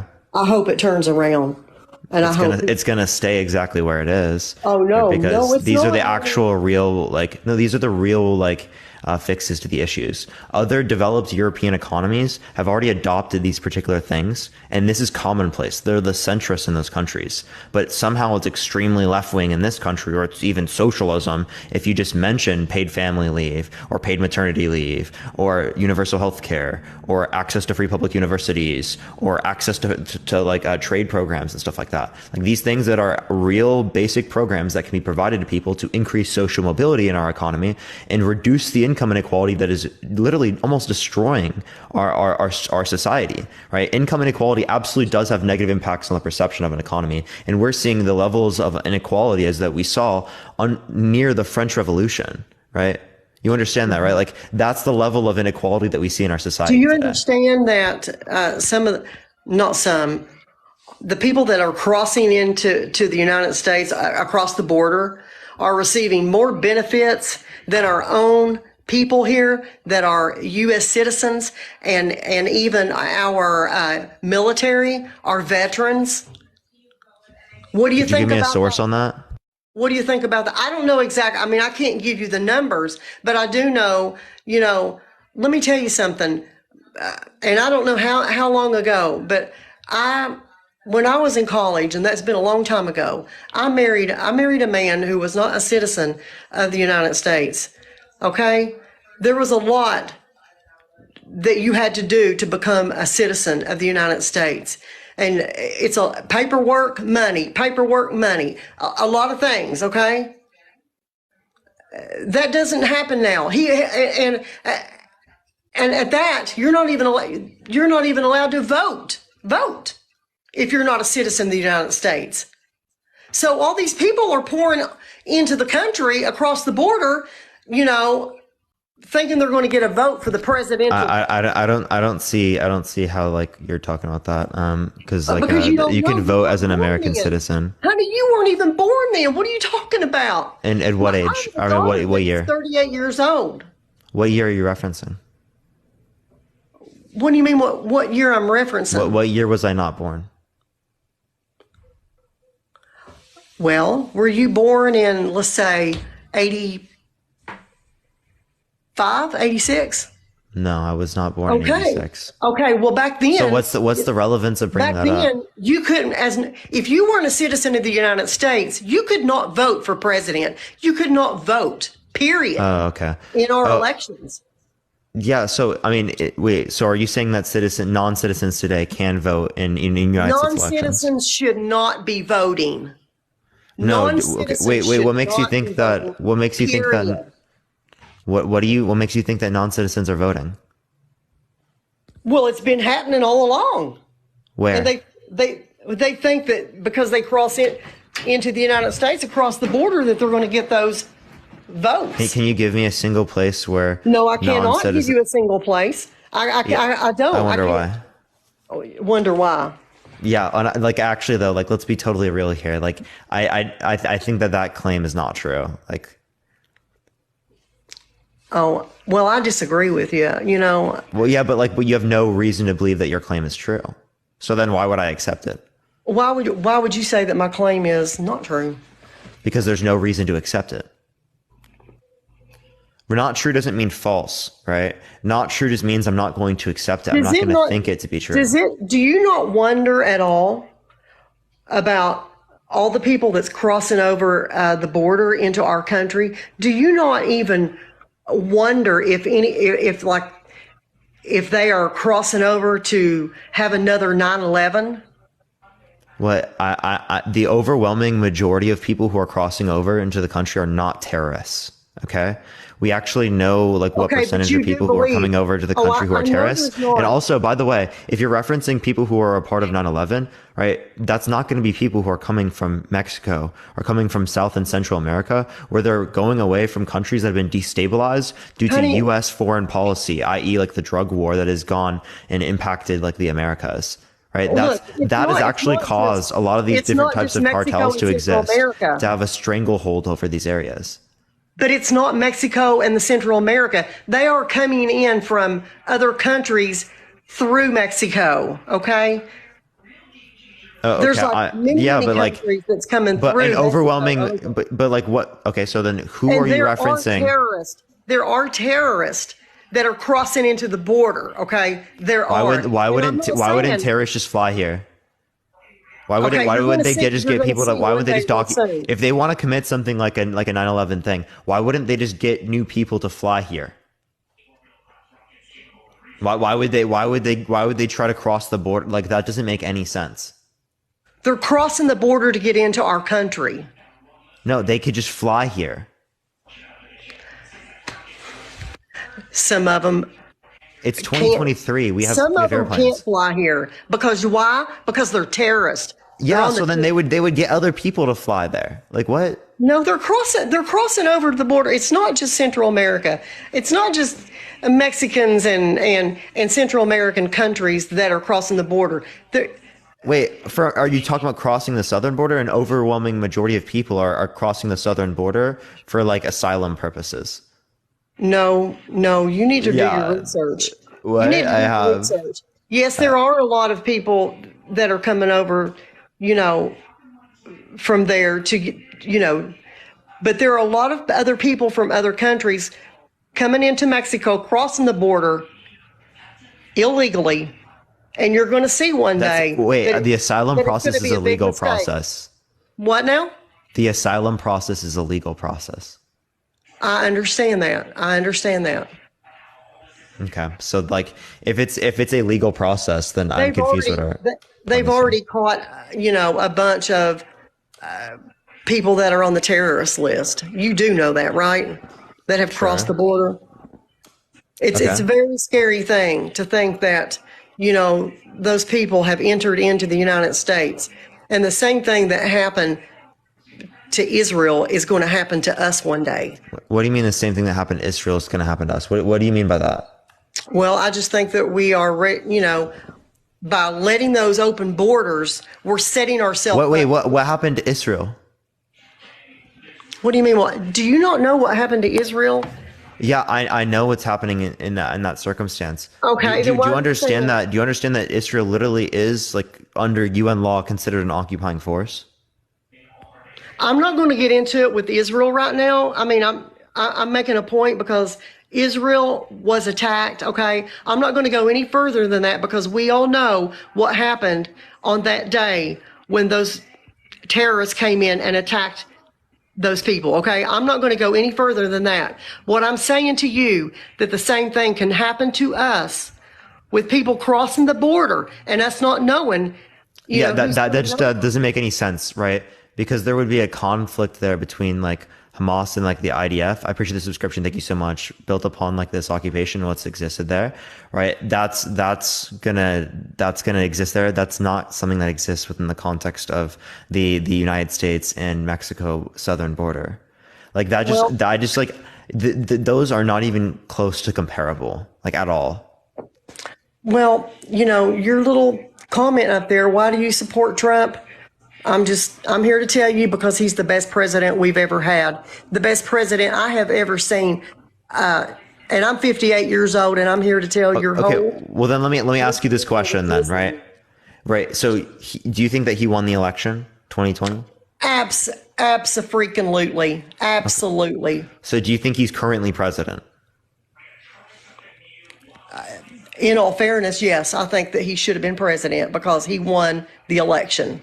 It was stolen from him. So he should have been president. He's not. Okay, so it was stolen from him. So why did he appoint federal judges, right, and people in his administration that then defrauded him from the United States government? It seems like he's not capable of, actually picking people properly. Look,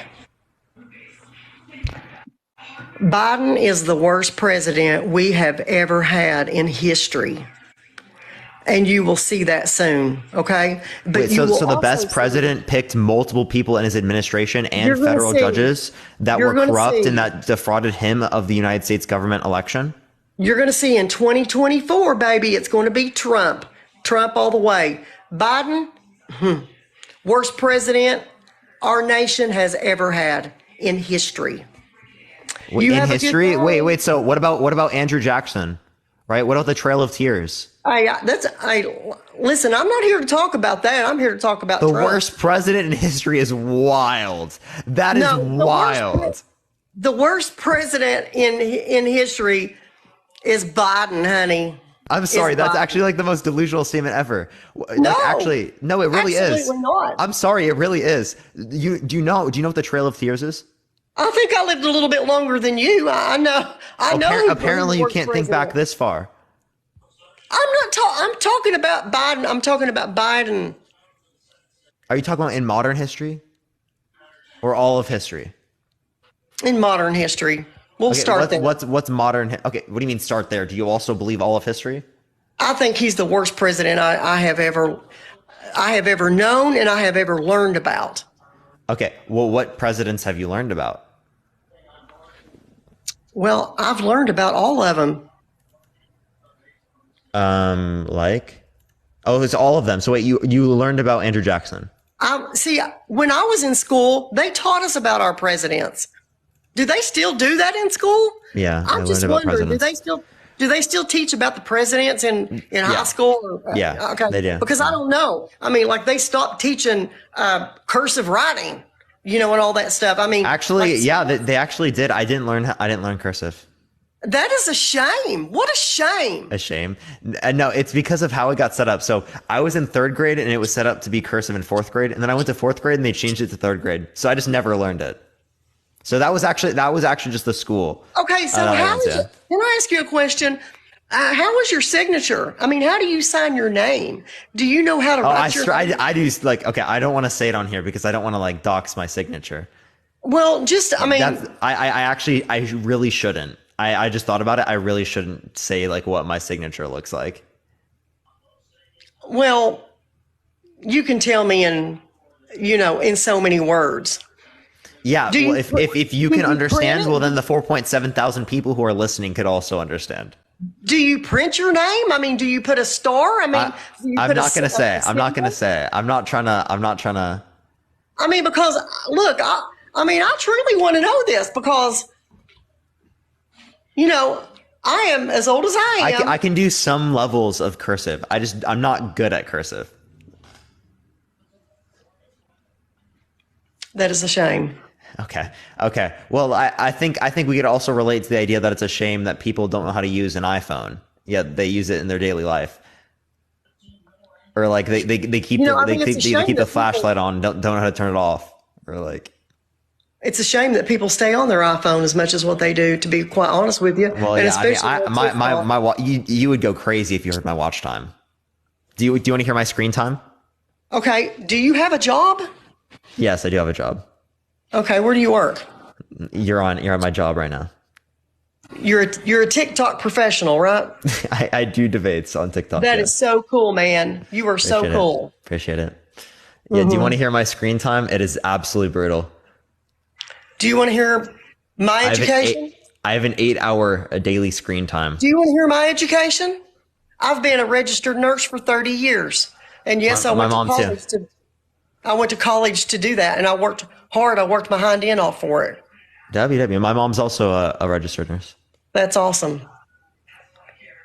Yeah. Okay. So, we should get back to the notion in which you say that you support Trump. So, is it the case that he is just not a good picker of people who are in his administration, right, or appointer of federal judges, because they literally defrauded him of the United States government. They engaged in treason under his worldview. No, he did not. Why does he hire treasonous judges? I do not think that at all. I think they defrauded him from the United States government. Let me tell you something. Biden is getting ready to go down. You're going to see. What do you mean? You're going to see it.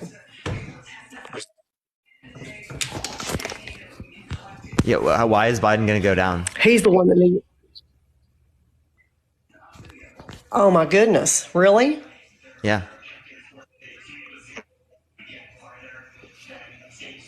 Because he's the worst president this country has ever had. Ever. Okay, so again, And he's got right? You think he's worse? Yes, in modern history that I know of, and from past history that I've heard of.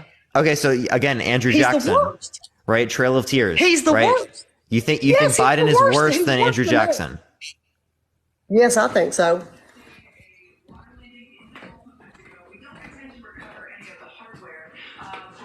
Dude, you don't understand. You don't understand the 21-year-old history. I brain promise around you, you that don't thing. understand the history. You don't know the history. There's no I way. promise you, you cannot wrap your 21-year-old brain around that one, can you? That's how bad I 21-year-old think brain. Biden is. I'm sorry. You're okay with a literal genocidal maniac, right? That's literally what Andrew Jackson is. Andrew Jackson is literally a genocidal maniac. If you've read anything that relates to Andrew Jackson, you would know that. That's I exactly actually what learned I about Andrew Jackson in high school and in college as it relates to history, right? And what he did, it was fucking terrible. The atrocities that he engaged in, right? He literally wanted to extinguish people who were indigenous. What do you think your present president's trying to do? What do you think Biden is trying? Do you think Biden's trying to engage in genocide? What?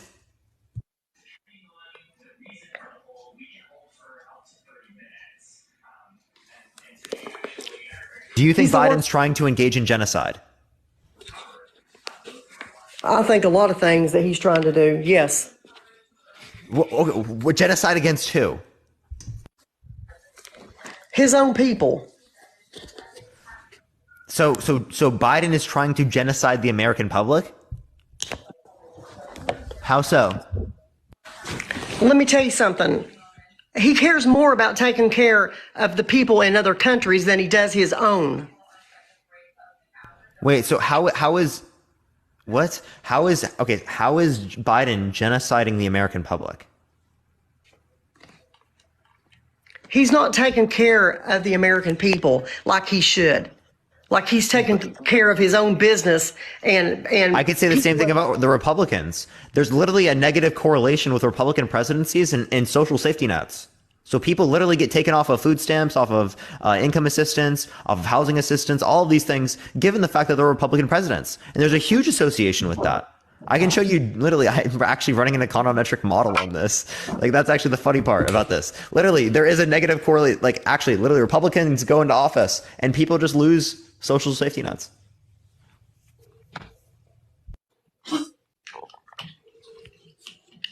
Well, you asked me if I support Trump, and I said yes, description. Thank you so much. But the point I'm saying is that you literally just said that Biden's engaging in genocide towards the American public, yet you can't actually refer to me anything specific that would tell me how that's happening.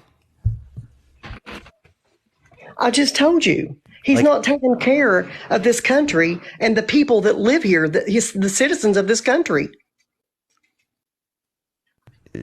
But he's not taking care of the citizens. So in what ways? He's not running this country the way it should be running. We need Trump back in there, and we're going to get him back in there. What things do you want the country to be run differently? How do you want the country to be run differently? We need Trump in there. That's what we need. What specifically would Trump do that you think is better? Well, first of all, he's going to close the damn borders. Wait, so you think it's best to close all borders? Yes, I do. Okay, so no immigration. I said, I'm not against immigration if it's done the right way. But he's just letting people just flow in here, not even knowing who's coming in here. Yeah, so we have processes under Biden's administration to the same degree we had under Trump's as it relates to identifying who's coming into the country. Hold on. I want you to listen for a second. If you want to increase the amount of people that we understand who is who, well then first of all, let's give legal documentation to people who are currently living and working in the United States who are undocumented. If you give documentation to them, you're going to know who they are. You give them SSNs, you're going to know who they are. There's actual documentation, legal documentation there that you can use to identify that. If you want to relate to people who are coming into the country, let's incentivize the people to come into the country through actual legal methods by making the process go faster. Right now, it can take 7 to 10 years, $10,000 even, for people to get into the country. That is untenable for a lot of people. So if we made the process significantly faster and expedited people to get into the country, we would be able to have a better process that incentivizes people to go through the legal methods so that we can identify who they are. Next, we can end the drug war in the United States and end the drug war in South and Central America that is literally strangleholding their economies. That would incentivize people to be able to stay in their economies to a greater extent because there's going to be better conditions in South and Central America. Also, it is going to be the case that people are going to, less people are going to be going through the types of methods in which the cartel would be funding, right? Because there's going to be no American funding of drugs going into the United States through this sort of process, because there's going to be American producers of these different types of drugs. There's going to be regulation, right? Things like that. So that would be very, very important for us to be able to deal with these types of issues rather than just saying, oh, let's close the border. Because fundamentally speaking, just closing the border is just a band-aid. It doesn't actually identify any of the causes of these issues in the first place. You know, I really feel sorry for the young people coming up these days. Yes, that includes you too. Because you guys don't even know. You don't even know how this country was ran years ago. How was it run? And you were just, a teenager when Trump was in there to begin with, right? Yeah. Yes. Yeah. But you know what? The thing of it is, I'm not going to sit here and argue with a 21-year-old full-time TikToker. Because so you just don't want to argue with me because of my age and because of my profession? Because you don't know half the stuff. What do I not know? There's a lot of shit you don't know. Yeah, there's a lot of shit I don't know. I agree. But there's also a lot of shit that you don't know. So given that we don't know so much shit, how about we have a conversation about the shit that we do know to see if we can learn more stuff? Good luck with your full-time TikTok job, okay? Wait, are you running away? Come on. You actually didn't engage with anything here. Please, come on. I don't think you've given like a legitimate reason that you would actually support Trump. You know what? It doesn't matter what I say.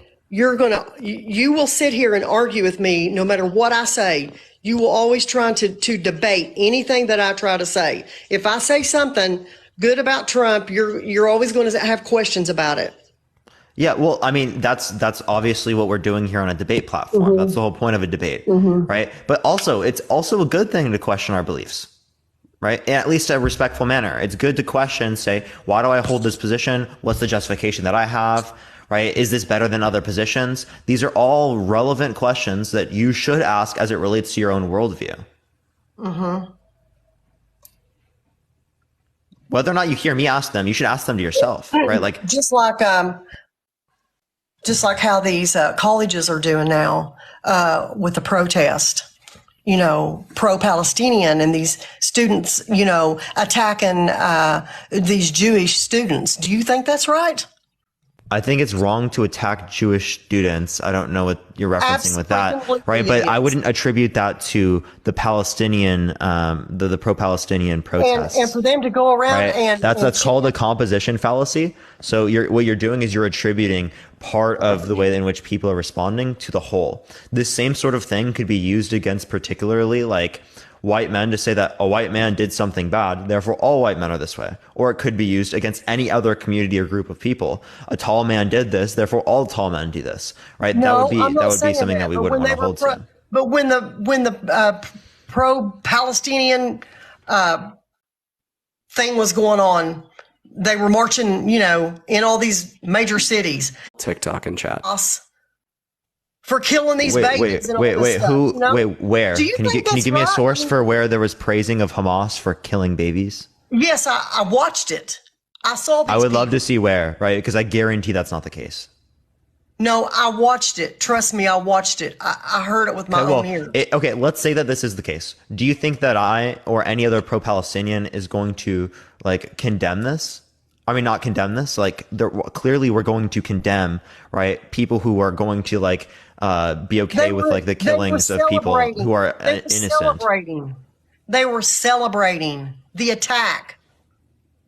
Yeah, on so that. I would like a source for that because I've not seen any actual justification. I've heard people Okay, make this claim. Parker. I haven't You seen know any what? justification for that. I will. Hopefully, I can find it. I'm hoping I can Yeah.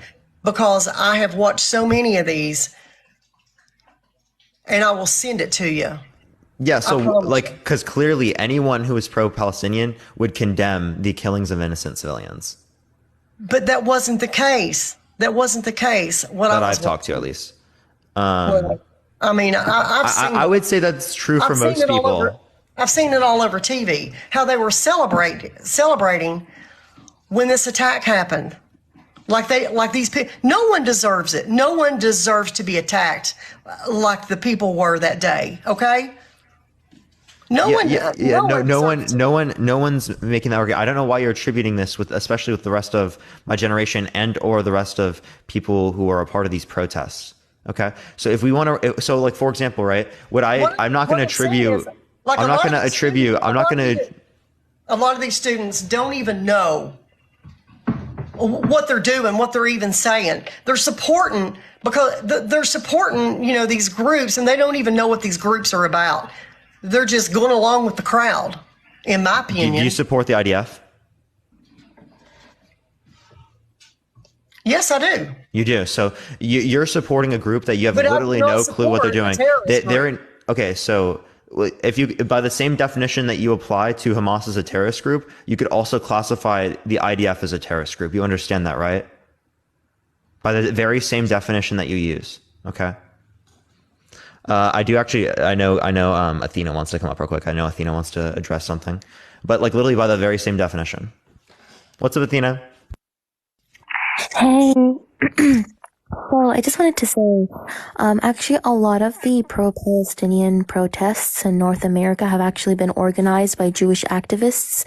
Specifically, have organizations like Jewish Voices for Peace, which is a Jewish organization that is anti the Israeli apartheid state. It organized a lot of the protests. A lot of other protests were also organized by Jewish and Muslim unity organizations. So simply being pro-Palestine does not mean that you are pro the H group.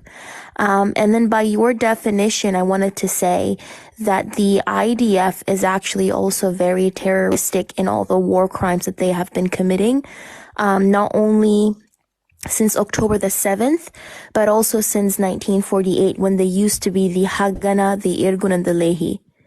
So, why are you supporting a T group? Why do I support the group? Why do you support a T group? Yes. I'm sorry, I couldn't hear you. I said, why are you supporting a T group? I don't consider. Are you talking about that's the abbreviation here? Okay, I'm not, and I don't think I am. You said you supported the IDF, and the IDF has been accused by multiple human rights organizations. They have been accused. Yes, I know. They have.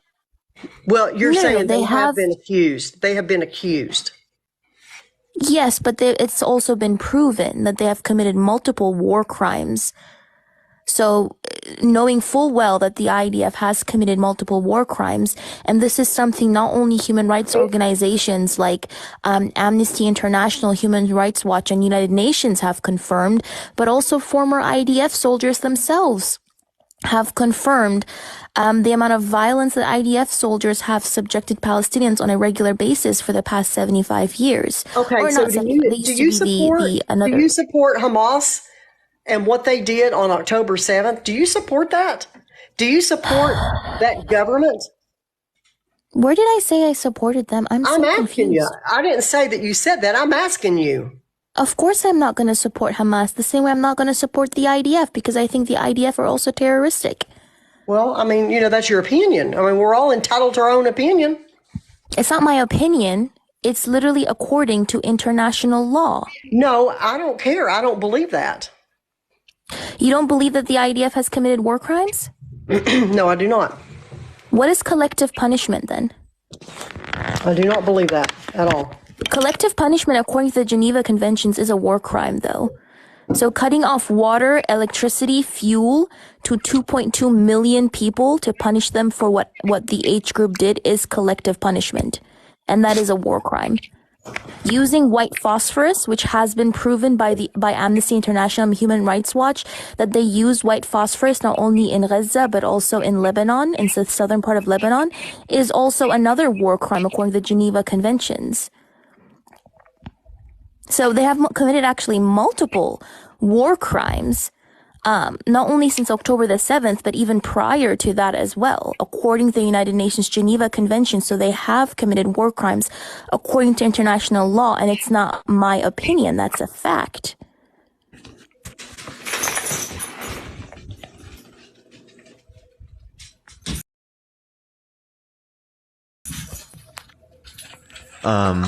Are you there? That's your opinion. That's your opinion. Oh, that's a fact. It's literally a fact. Well, I mean, it's your opinion. If that's a fact. No, it's a fact. It's a fact. I can By give you the international exact law, articles. this is a war crime. That is a fact. I can give you the exact articles violated according to the United Nations Geneva Conventions. Because this is a fact and it's not my opinion. Well, back to the topic on why do I support Trump? Because he's the best president we've ever had, and I can't wait for 2024 when he gets to be president again. So that was good a luck, major y'all. deflection, but anyways. That was the biggest deflection I think I've ever seen in my life. I didn't know the Dodgers were drafting. Yeah, they are. They are. Apparently they're drafting new candidates. Oh, she left.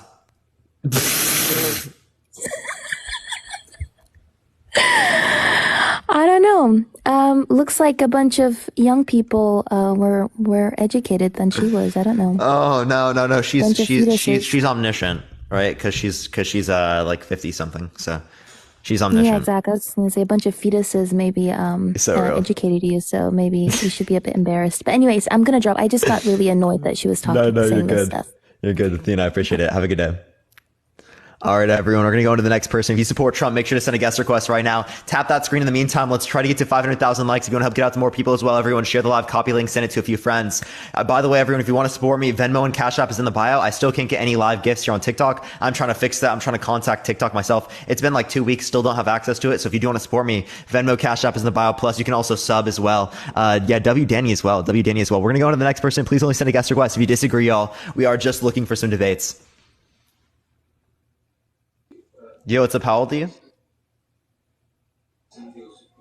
Hello? All right, we're going to go to the next. Only send a guest request. If you disagree, we are just looking for some debates. Everyone tap that screen. If you like my content, follow me if you have not already, everyone. Yo, what's up? How old are you? Hello? Okay. All right, let's get on to the next individual. Please only do send a guest request. If you disagree, we're up, everyone. Dun, dun, dun, dun, dun, dun. Yeah, by the way, you can share the live as many times as you want, everyone. You can share it an unlimited amount of times. You can tap that screen an unlimited amount of times. If you want to support me, Venmo, Cash App in the bio, everyone. Also, everyone, if you want to have access to the sub-only chat, that's going to be on here pretty soon, in like an hour, probably an hour and a half. Make sure to subscribe if you haven't already. I go live literally every single day, and we do sub chats for an hour every single day for the last hour of the live. You get access to the sub-only emotes plus the chats that are more exclusive. I'll be able to see your comments a lot more. It's a lot easier for me to engage with the sub-only chat comparative to the chat that's open up right now. But we'll let the Jeopardy music go off for a few minutes. If you have any questions, I'll engage with them in the comment section right now. If you have any questions in the meantime, I don't know why does my light look like this, chat? I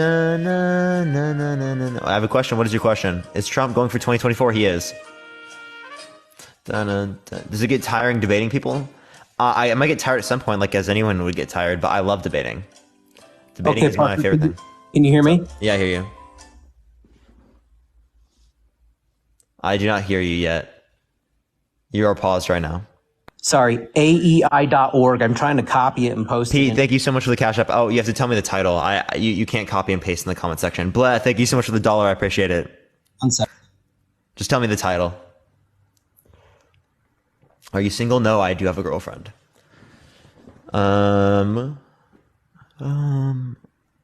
needs an orange jumpsuit. Oh my gosh. Yeah, maybe I should repurpose this because this is mugshot, like an orange jumpsuit. Luke Robert, thank you so much for the subscription. I appreciate it, Luke. Thank you so much. Yeah, chat, we know the military budget is increased every single year, but he's trying to make a claim that that's like only going to be related to Congress. Someone said break up with your girlfriend because I'm bored. I'm not going to break up with my girlfriend. It's not happening. WPOP, Venmo does not work in Canada. Yeah, I am trying to get PayPal for that. So, damn, it's really sad. It's really sad because I do want to be able to open it up to other people. But Cash App does work. Blair, thank you so much for the $1. I appreciate it. Thank you so much. How many girlfriends have you had before? I think I've only had 4 girlfriends in my life, including the one I'm with. Everyone, Venmo him 69 cents and say pop. Oh my gosh. The $69 pop merch coming out? No, I'm just kidding. That's not going to happen again. That's not happening. Cash App doesn't work in Canada either. Really? What? I am doing live battles later. That is somewhere where you could support me. But other than that, yeah, that's truly unfortunate. Like, I need to get PayPal business set up. Debate Dean Lynn. Yeah, me and Dean, we can debate sometime here pretty soon because Dean's got an opposing position. Only PayPal in Canada? Yeah, I need to do PayPal business. Does Dean have a girlfriend? No. But it's complicated with him. That's all I've got to say. Oh, right now? All right, everyone. Are you here, bro? Did you find the title, bro? Mother.com. You got to go there, dude. Yeah, what'd you say? Go to motherjones.com. Motherjones.com. You got it. What's the title, though?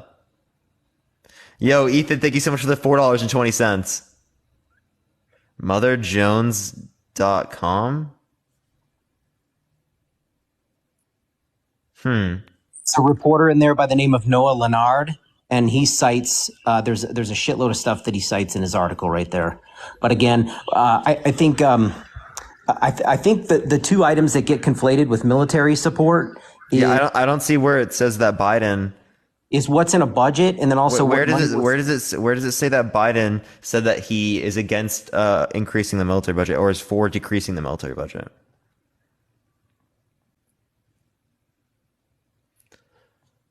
Because I'm actually for decreasing the military budget. I think that we could cut our military budget in half, still have the biggest fucking military in the world, and then be able to spend significantly more on like actual shit that's going to help people. But like not Biden, apparently. So that's actually a critique I have of Biden. That's why I'm holding to this. Like, I wish I could copy and paste, man, into this because I can't. That's tough, man. So do you have a title of it?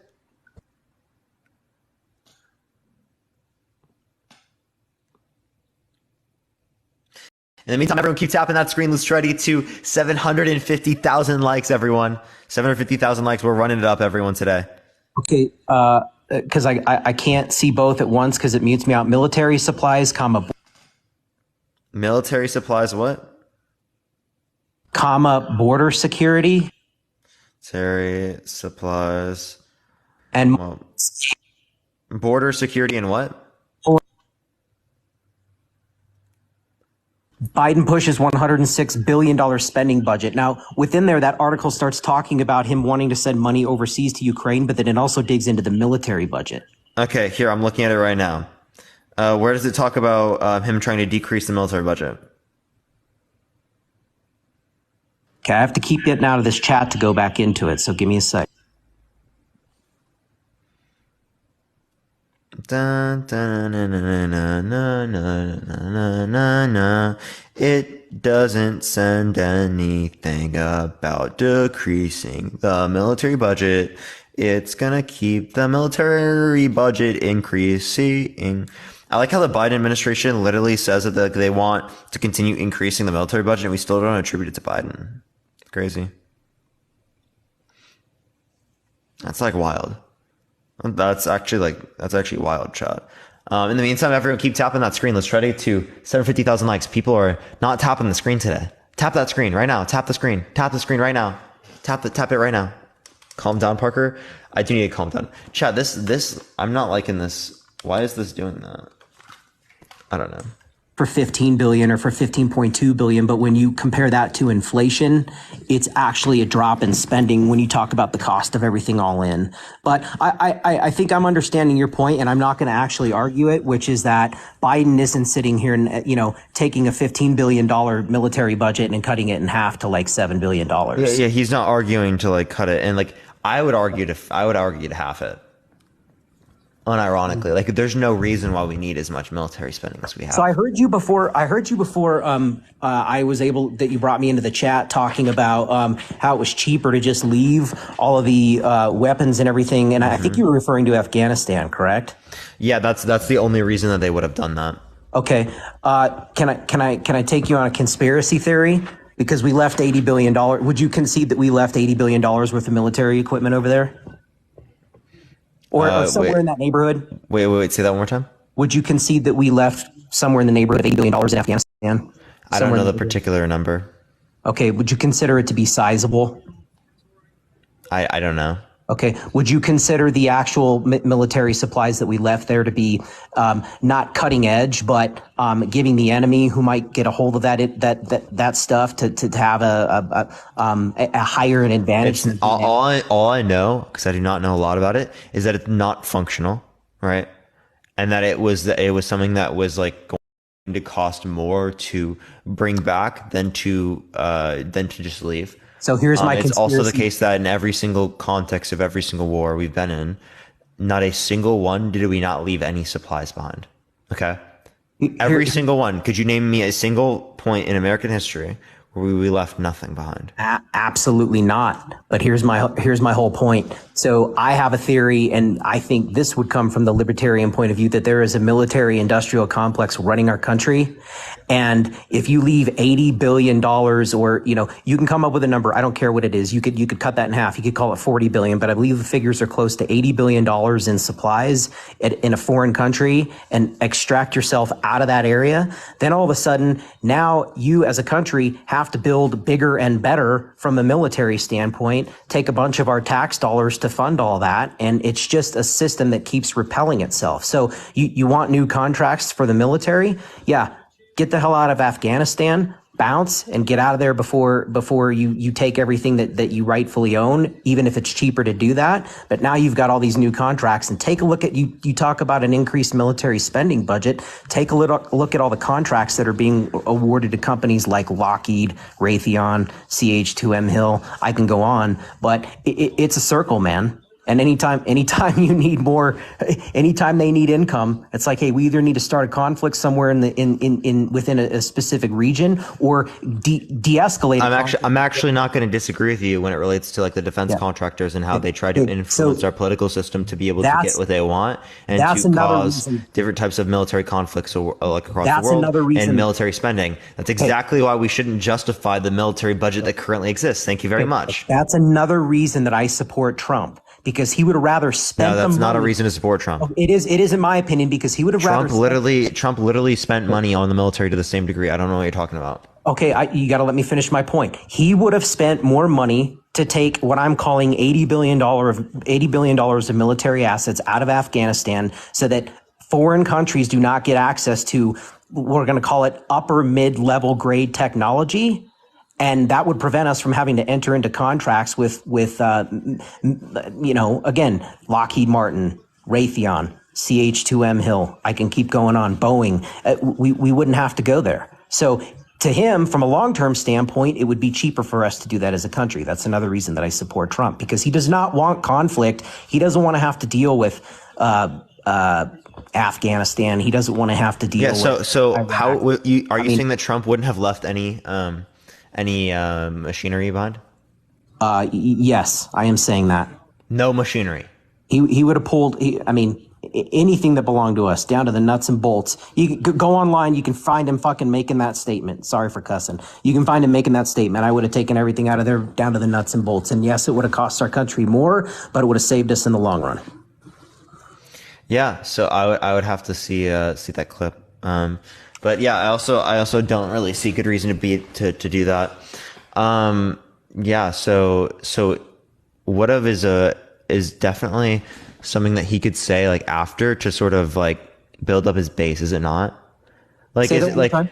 like wouldn't Trump like just like say things like that because his base already believes that? His base already believes what? His base already believes that he would have like brought everything back, and like he sees a bunch of his base arguing against that. So wouldn't he just say something like that to embolden his base? Like that makes sense to me. I mean, I can go back and find clips of him talking about, again, we started talking about China and we start talking about the military. I can go back in time and find clips of him. I mean, the famous ones are with Oprah Winfrey, but he's got some other ones with, there's a famous news anchor that passed away, and I'd have to dig online to find the name, but he's making quotes like in the late 80s and the early 90s of how we're getting raped by China and You how have to say R word or essay. and how also you got to say R word or essay. Also, you should not use it in that context, man. say that one more time. You got to say R word or essay, and also you shouldn't use that word in that context. R order essay. R word or essay instead of grape, but without the G. Okay, you have to say R word or essay. Also, you shouldn't use that word in that type of context. My bad. Okay. He's basically trying to make the point back in the late 80s and early 90s of how our country was getting taken to the cleaners when it had to do with, we'll call it military spending and what were our conflicts overseas. And also, a big problem of his from the late 80s into the early 90s was China. So these are not new avenues for him. If you're talking about when you get back to the main point that you were making there earlier about catering to his base, I mean, he's been saying that stuff since he ever made a decision. The nuts and bolts thing, I don't think he would say that, but well, to the nuts and bolts thing, if you're saying, is he asking, are you asking me if he's saying that to cater to his base? Man, I think the majority of his base.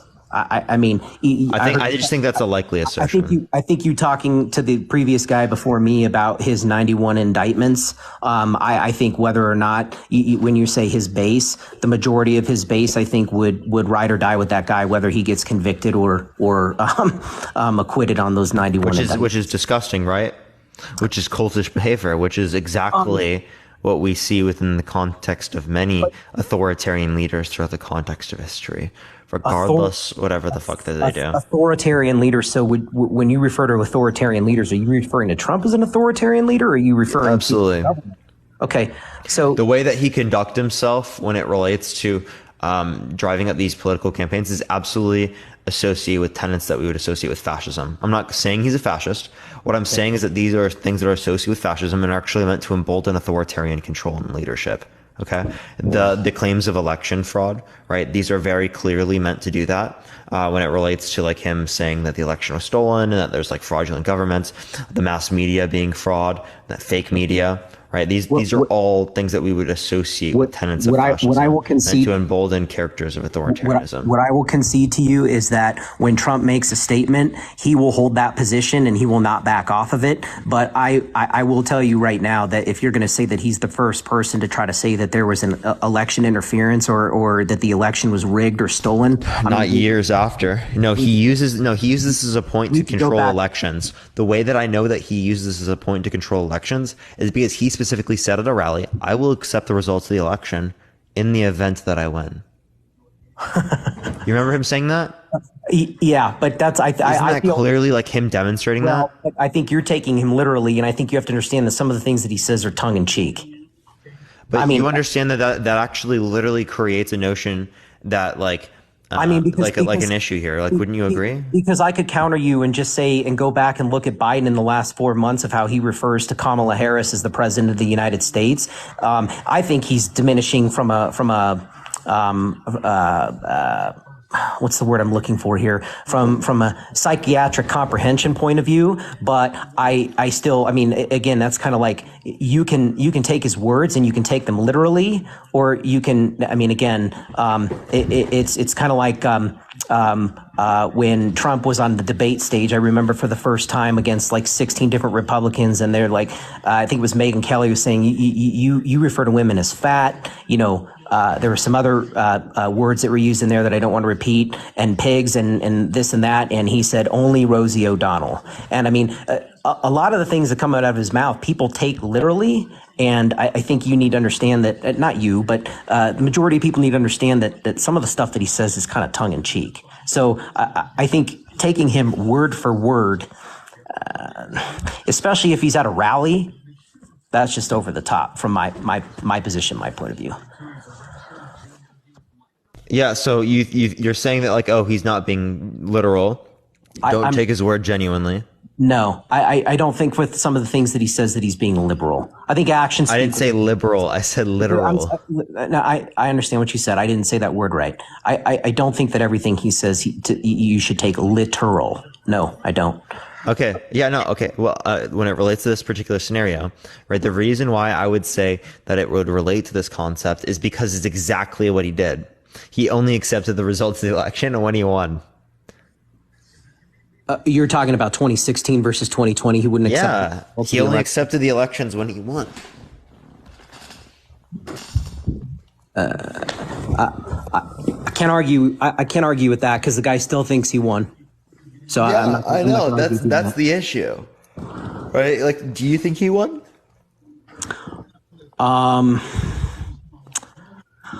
I will say this. I as a supporter of his policies, the title of this debate is "Why do you support Trump?" I cannot provide you substantial information and cite credible sources that would prove a point enough to say that Trump won the election and that Biden lost the election. I can't do it. But yet Trump claims there's sufficient evidence, right? I think so. So he's either lying. I think he's made. I think based off of information that he was receiving on the front end from sources of his, I think he was receiving information right after the election was quote unquote done and then moved into certification. I think he was taking information from sources and saying that that the election was rigged and stolen. It's kind of like taking when you find out that 5 dead people voted in a specific state or county within a state, and then conflating that and saying, well, that's 10,000 dead people voted, when the actual amount of dead people that voted via ballot voting was minuscule and really wouldn't. And it happens in every election. Yeah, right. Like correct. Dead people vote in every election because like things are associated. And back to my major. It happened point, less in this election though. But back to my major point, I'm not disagreeing with you that he won't let go of the fact that he lost the election in 2020, but he's not the first to challenge the outcome of an election. But years after, like Hillary Clinton conceded the next day. She conceded the next day, but you can go find. What did Al Gore do? Al Gore had legitimate reason to be concerned. He conceded. Well, and not without a lawsuit. He didn't. That went into court. He still conceded, though, did he not? They recounted like 6 times down in Florida. Yeah. Wait, that's still concedes though. Still conceded it. Sure. After 6 counts in federal court cases, yes, he conceded. But to say that Trump is the only person that's challenged an election, I would say we can't go there. Never made that claim. I'm not saying you did, but I just want to get that out there. This whole debate is why do I support Trump? So anyway. Yeah, but like, why would we support such a candidate in which it would literally, clearly speaking, could lead to the degradation of our democracy?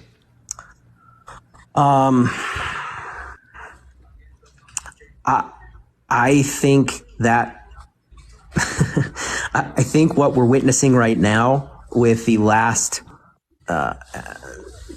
since 2020 into we're almost through we're halfway through November of 2023. I think we're witnessing a huge degradation of our democracy. I mean, we could probably go on for hours here, man. But if we talk about again, we can argue, and I think we'll both probably come up with substantial points as to why you think that Trump should be facing these 91 indictments that he's facing. I would argue that he shouldn't be, and I think we would both be on the opposite side of making the statement that our not even our three branches of government, but the You muted yourself, Owen. Did you mute me out? No, I didn't mute anyone. Oh, sorry. I had a phone call. I had a phone call. Do you have an echo now? If you have an clear. echo, you gotta swipe up and swipe out of the app, and then swipe back in. Yeah. All right. Hold on. Swipe out of the app and then swipe back in. In the meantime, everyone, tap that screen. Let's try to get to 1 million likes, y'all. If you want to help get out to more people as well, share the live, copy link, send it to a few friends. We're going to be going over the sub-only chat probably here in like 25 minutes or so. Did that work, or am I muted? Yeah, you're not echoing on my end. I thought it was just on your end. Okay. No, I'm good. Yeah. Is there anything else you'd like to go over or talk about specifically? So, I mean, I heard you earlier with the gentleman that was on before me talking about the 91 indictments. And I'd like to ask you, do you think if Trump wasn't running for president and wasn't a threat to be reelected, do you think he'd be charged? You think he'd be charged with that stuff? I think there probably is more push to charge him given the fact that he is running for president. But I still think he would get charged.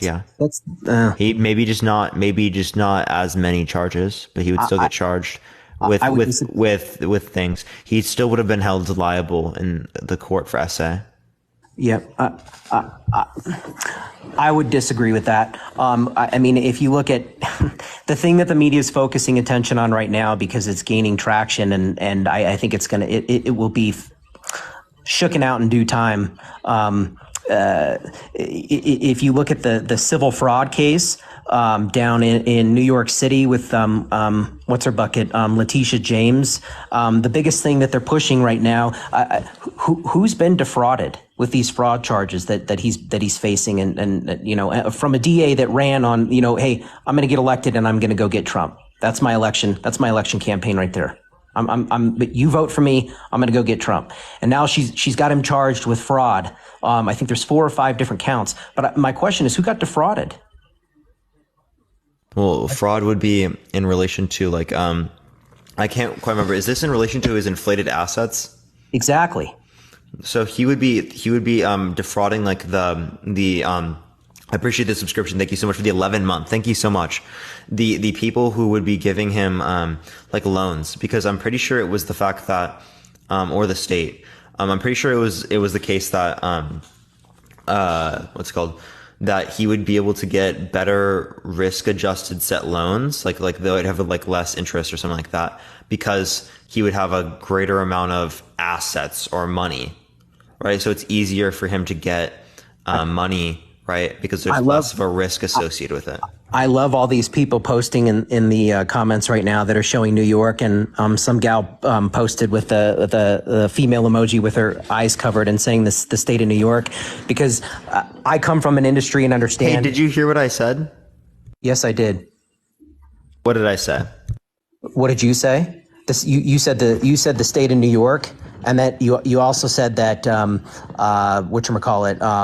that institutions get defrauded because they, in effect, if his assets are inflated in value, they can potentially underwrite him from a less risky standpoint than if he. Yeah, good. And that would happen with public and private banks.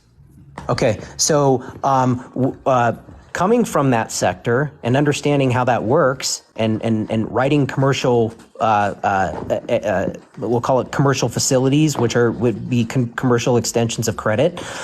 Nobody gets a loan through the institution that I work for or any other, we'll call it banking institution that has a bank charter, without the banks doing their own due diligence. So when when you assert that somebody has inflated their own real estate value, for example, the bank has its third-party entities that do their due diligence before they extend credit. They don't just go off of, you can walk into any financial institution, you can have audited financial statements, and you can hand a banker, or you can hand the CEO of a bank that what you think your real estate portfolio is worth. The bank's not going to extend you, and there are federal regulations in place that require the bank to have to do its own evaluation and solicit third parties. So, like you could talk about an appraiser, you could talk about a third party like Big Five CPA firm to go out and perform their own third party arm's length evaluations of real estate before they can grant extensions of credit. So to say that he inflated his real estate values and defrauded a bank, the bank's got to do their own due diligence on their end before they can extend credit. Otherwise, they're going to have their behind in a ringer. So you're essentially saying it's going to be the bank's fault because he lied to the bank in terms of the assets and how much. No, so if I come into the bank and I say I have a $5 million property and I'd like a $3 million loan. No, let's use this. If I tell a landlord my income is like $500,000 a year and I can pay for this, but my income is not that much. Okay. The landlord, and I'm a landlord as well. The landlord should be verifying your income. They should be asking you for pay stubs. And if you say, well, I'm self-employed, then they should be asking you for tax returns. And hold up. Are we saying that there was no tax returns, nothing provided when Trump was valuing his properties? Oh no, there were audited financial statements. Yeah. Wasn't it audited? They were audited by an independent CPA firm. Absolutely. Okay. So then, if it was audited by an independent CPA firm, then they've got nothing. That's the problem. So for example, this independent CPA firm that came in, they're one of the big five. They came in and they valued Mar-a-Lago, his property down in Florida. They value that in the billions of dollars. This judge in New York went and said, not happening. That property's only worth $18 million. And you have people in Florida laughing, going, dude, Palm Beach, Mar-a-Lago, you're not selling that property for less than $1 billion. That's just the value of the real estate. So in that situation, you've got a judge that's just literally like calling his own shots in a state that he doesn't even have jurisdiction. So you would have to look at that judge. I'd have to see can you send me something that's related to that? I'd have to see that. I can do that. I don't know. I'd have to see the judge say that. I can do that, but I can tell you now. Again, when we dig into this fraud case, I'm telling you the outcome of this. That it's a distraction. It's trying to distract him from campaigning, and I'm telling you, there's nothing they have. I understand you're trying to say it's a distraction, right? But we'd have to be able to. And oh crap! I got a power thing. Yep. 1 second. I gotta plug it in this way. We're good. Okay. That's one piece, and then the other piece is that to prove fraud against the state. So we all live in states where property taxes are derived from property value, right? So, for example, I live in a house that would probably appraise for close to $900,000, but my tax assessed value, which is done by the county, they assess the value of the property like right in the neighborhood of like 400 to 500,000. So I pay a tax base based on what the county assesses the property at, not what I would assume the property to be worth. So you can't claim that the state of New York or that a city or municipality wherever he owns property is being defrauded, because again, they come up with their own assessed values of his property for purposes of taxes. So he's not evading taxes by inflating his property. If anything, if they used his inflated property values, he'd be paying more in state taxes. So the city of New York didn't. Yeah, but it's for what purpose though? When you say it's for what purpose, what do you mean? He was using it for the purpose of getting better loans, right? Not in my opinion, no. I don't believe that. I mean, you'd have some argue that there are banks no bank in the United States right now. Wait, and also asset value is different, right? Because you're not paying. You're talking about in terms of property tax, right? Well, there's some people that are posting in your comments and they're flying by super quick, and I see New York. New York is not being defrauded.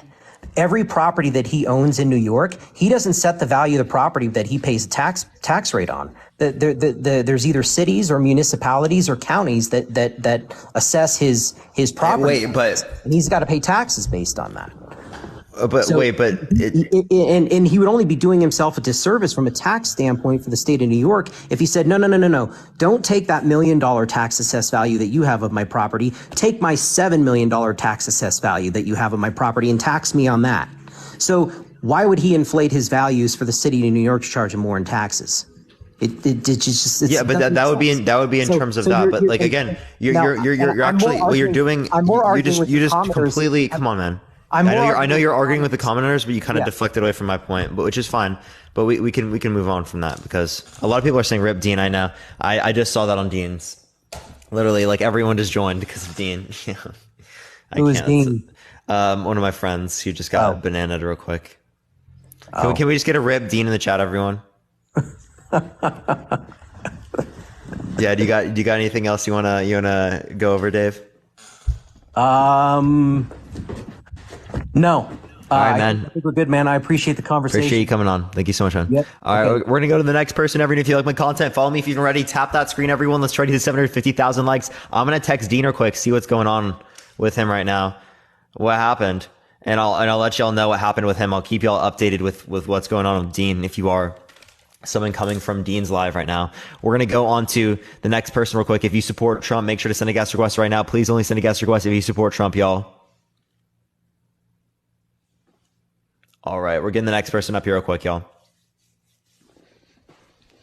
It's not accepting this individual. Thank you, Parker. Nice to see you. It's good to see you as well. Oh, by the way, everyone, if you do want to support me, Venmo and Cash App in the bio. Dean actually said he has no clue. He just said banana again, no clue though. I'll ask him. I'll try to ask him like what for. Let me try to go through this. What for? That is wild. All right, we're going to get to the next person. Please only send a guest request. If you disagree, we are just looking for some debates, everyone. All right. Wait, why is it? Oh, it's just accidentally messing up. Okay, give it a second, everyone.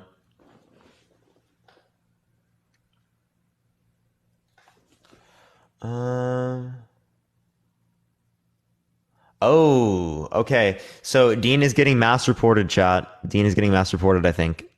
I'm not quite sure. Yeah, that's really unfortunate. But yeah, tap that screen, everyone. Let's try to get to 1 million likes real quick, everyone. Let's try to get to 1 million likes. Yo, what's up? How old are you? Hello? What's Dean's height? Dean is 5'9". All right, I'm trying to get to the next person, everyone. Just give it a second, y'all. Yeah, things were going great. I don't know. It's really unfortunate. By the way, everyone, if you want to join the team, everyone, heart me's. Actually, we can't even do that right now because I can't get gifts, chat. I literally still can't get gifts. TikTok really doesn't like me. Again, if you want to support me, Venmo and Cash App is the only way to do so. I am going to be doing live battles probably with Dean later. Once I get done with my lives today, we've got like another like 13 minutes or so before I'm going to be moving to sub only chat. And then for the last hour live, we're going to run sub only chat, and then I'll be doing live battles later. So if you do want to support me, subs are a great way to support me as well, chat. That's good.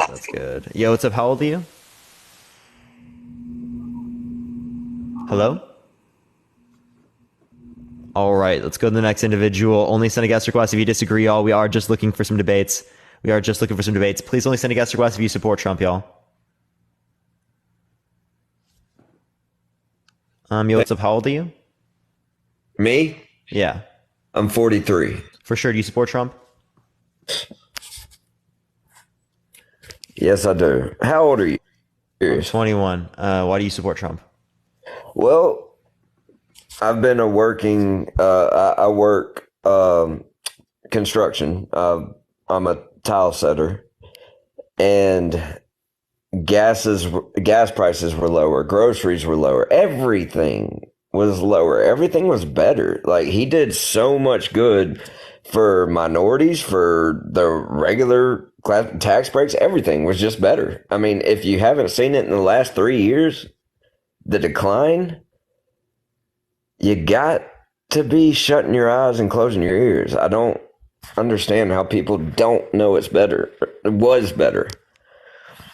Yeah, so just because two variables are associated does not mean one caused the other. It is also the case that under Trump's administration, there was 14.7% unemployment. Unprecedented. Those numbers are so messed with. No, yes, they are. Those numbers from the Fed. It's just like when people say that Biden's unemployment has skyrocketed. I want you to listen to my full point because you're not understanding my full point yet. Please go understand. ahead. Okay, so these are numbers are from Fred, right, from the Federal Reserve. Okay, these are absolutely legitimate numbers. Okay, the reason why they were this way is because of COVID.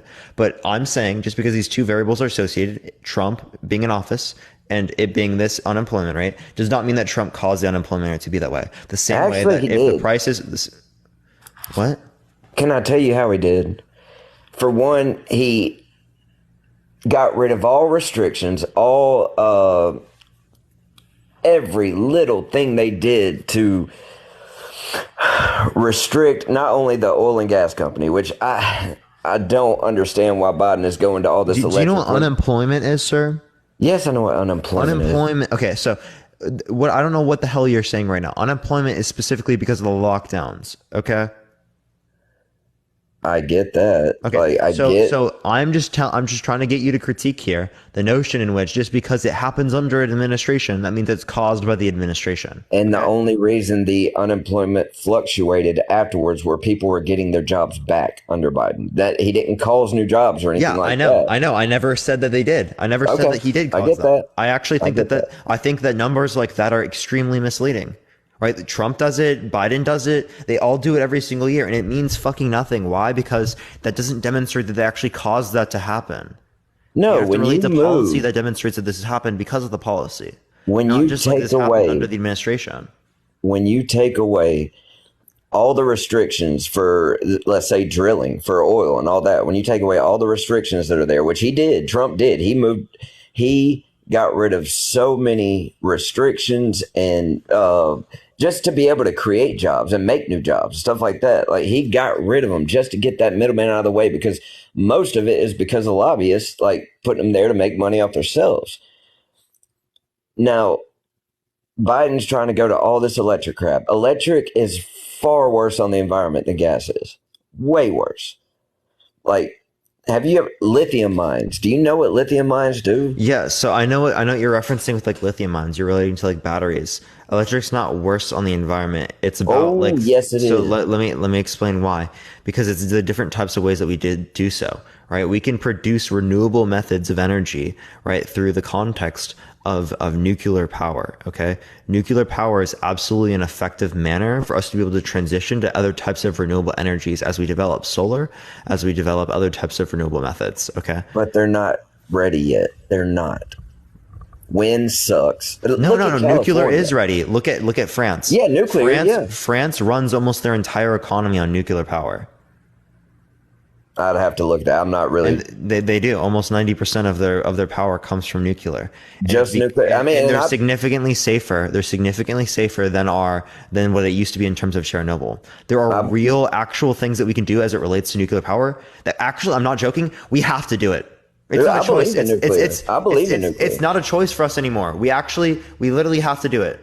I believe in nuclear. There's no other alternative. I'm gonna be totally real with the chat. There's no other alternative. If we're actually being for real with climate change and like the way that it's operating, I'm not talking in some sort of doomsday sense. That is legitimately the only thing that we are actually going to be able to do to be able to transition outside of the context of our current systems. Else, we're just going to be using fossil fuels, chat. Like that's literally all we have. Definitely. Okay? And I just think it's the best way so far, except for nuclear. Nuclear does work. I just think this whole electric way they're going is not the way, man. So it's just not there yet. We don't have we can't do it. We can't do it alone. I'm not disputing that, but that's what we're transitioning to. And we're using, I know I pronounced nuclear wrong, chat. I know I pronounced it. I don't care. I'm saying it the same. I don't give a fuck, chat. You know what? I take the view on linguistics that like, however a native speaker pronounces the term is going to be an accurate pronunciation. Okay. So I'm just going to run with that worldview. Is that okay, chat? Is that okay? I honestly don't believe in climate change, though, either. Okay, well then you're wrong, right? So climate change is happening, right? No one disputes that. Whether or not you think it's caused by humans, though, is something that's disputed by some people. Okay, but 97% of climate scientists indicate that this is true, right? That there is some sort of human-caused climate change. Oh, I'm sure. I'm sure it affects in a little way. I mean, just like DARPA and anything else where they're messing with the weather, but I don't think it's an ultimate it's not going to affect one thing or the other. I'm a Christian. I believe there's one way the world's going to end. I believe it's been written out, and I don't think nothing we're going to do is going to affect climate change, like real climate change, something that's going to really affect us. I really don't. Okay. So then you do dispute the overwhelming consensus in science? I don't know, because I've seen both sides. I've seen people shouting climate change up to threat of Greta Thunberg, who's actually took a reversal. Don't talk about anyone else. Do you dispute what the 97% of climate scientists? I don't believe those statistics. I really don't. Like, you say 97%, Yes. but I don't believe that. I don't believe there's What do you mean you don't believe it? I can give you. Well, I mean, where are you getting that study from? Yeah, I got you right here.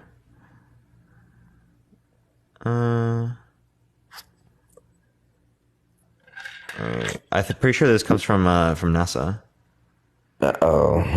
Yeah, it does. It does come from NASA. So, you said from NASA? NASA, yeah. Okay. Well, it's so hard to argue these things because, and I get that you got, and I could probably pull up a study. I guarantee you, I could probably pull up a study that says the opposite, and it's got 97% of another. It's too hard to debate because there's too many biased sites that you can visit on either side. It's not like. Are we saying NASA's biased here? NASA's studying climate change now? Yeah, so NASA would engage with that stuff, right? So this would relate to most of the leading science organizations around the world that have issued public statements. When did NASA get into climate change? I thought they were.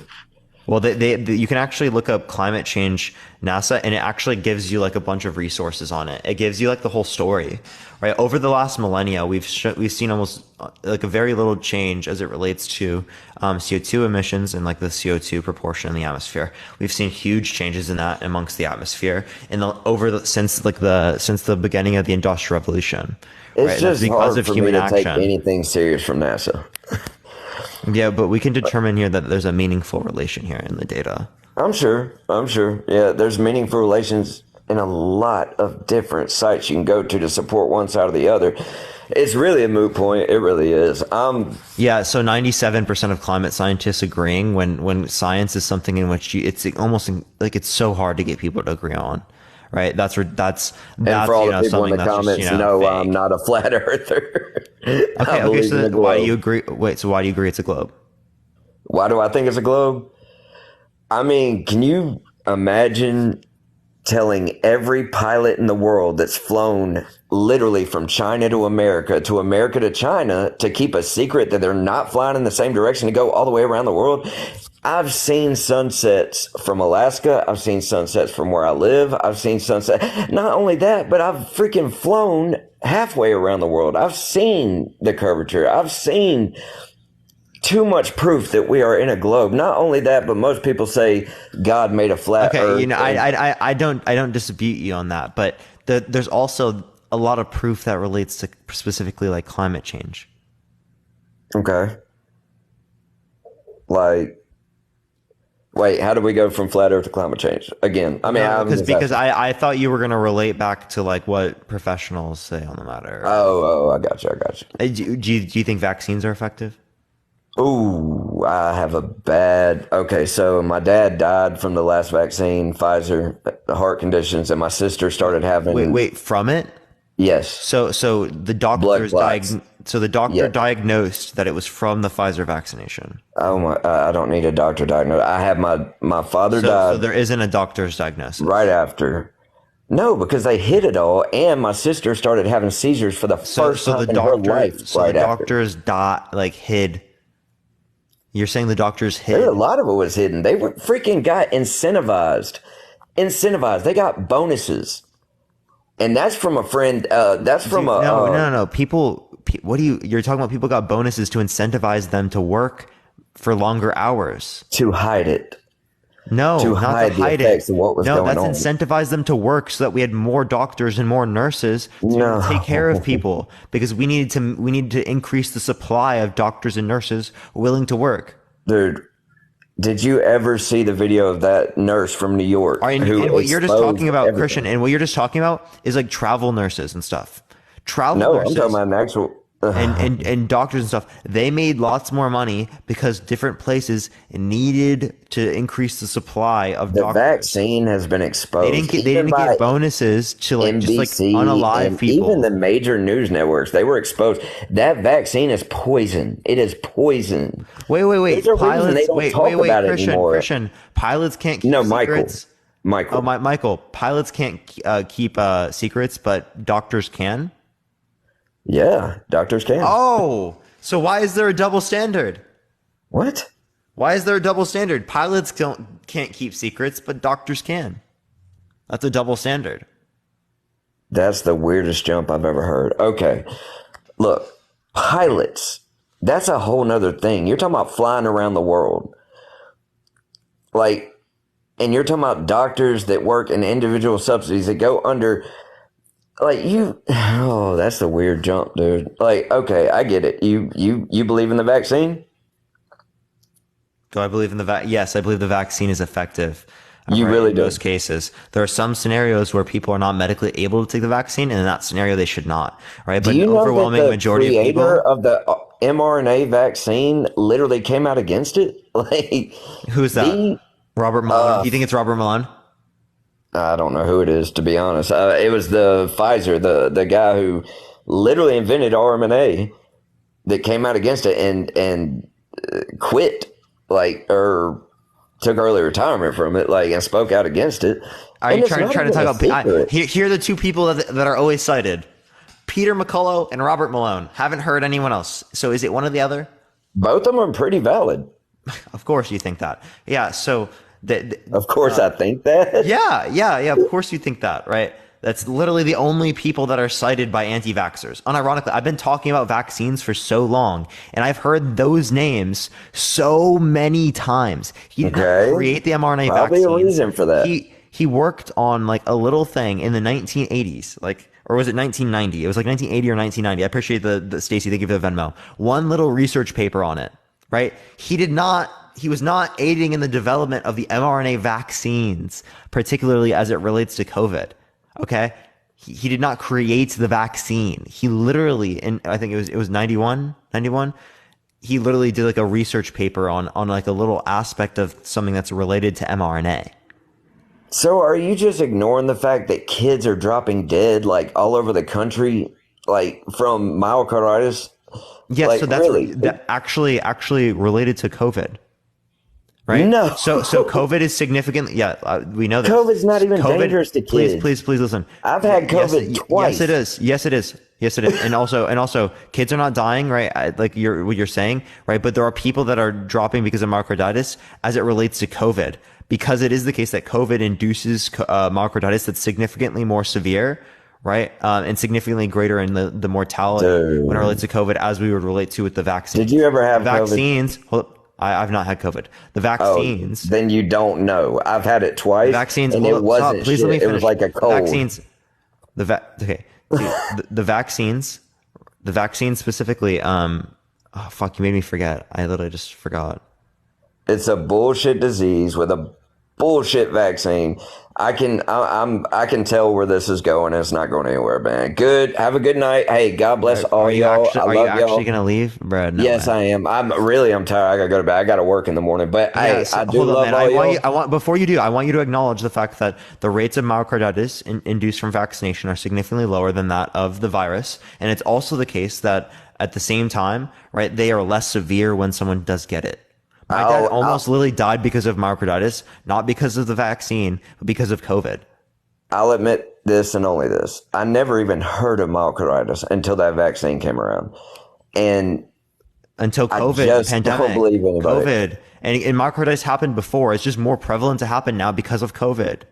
COVID wasn't shit, dude. COVID is a bullshit disease that they used to mess with the election. No, it's not. You know how many fucking people died because of that shit? For you to say that it's nothing is absolute bullshit, right? I've had people die from it. You don't understand. It was just because you aren't as negatively impacted. Stop talking. No, it has you don't tell me to stop talking. The flu killed more people. I tell you to stop talking whenever I want. Okay. What the hell is wrong with you? People died because of COVID. Many people died because of COVID. Okay. right? People died at higher proportional rates when it relates to COVID comparative to the flu. The flu absolutely does not kill more people when it relates to this. Okay. The flu, right? It's between 12 to 52,000 every single year. Okay. That is significantly lower than that of COVID. Significantly lower. It's not even close. Okay. COVID was significantly more transmissible and had a significantly greater mortality rate. Okay. I would not compare the two. Okay, just because you weren't negatively impacted to the same degree because of COVID does not mean that other people weren't negatively impacted. Okay, other people are significantly greater more in terms of the negative impacts than it seems like you were, right? But like I haven't gotten COVID. That doesn't mean that COVID isn't real just because I haven't got it. That's ridiculous for us to say that. All right. I want to hear about it when elections come back up. I promise you. Dude, elections happen every 4 years. So if you hear about when it COVID comes back up. No. What are you talking about, see. Bro, you're literally just trying to say it's some like election ploy when people literally have fucking died because of it. Yes, people have died because of it. People have died. People that have died because of it. Dude, how many people have died from COVID? In the world or the U.S.? In the world. In the world, let me look at the stats right now. In the world, it says it better not be in the millions. It's about 7 million, almost 6.9 million. So about 0.00004 of the total population.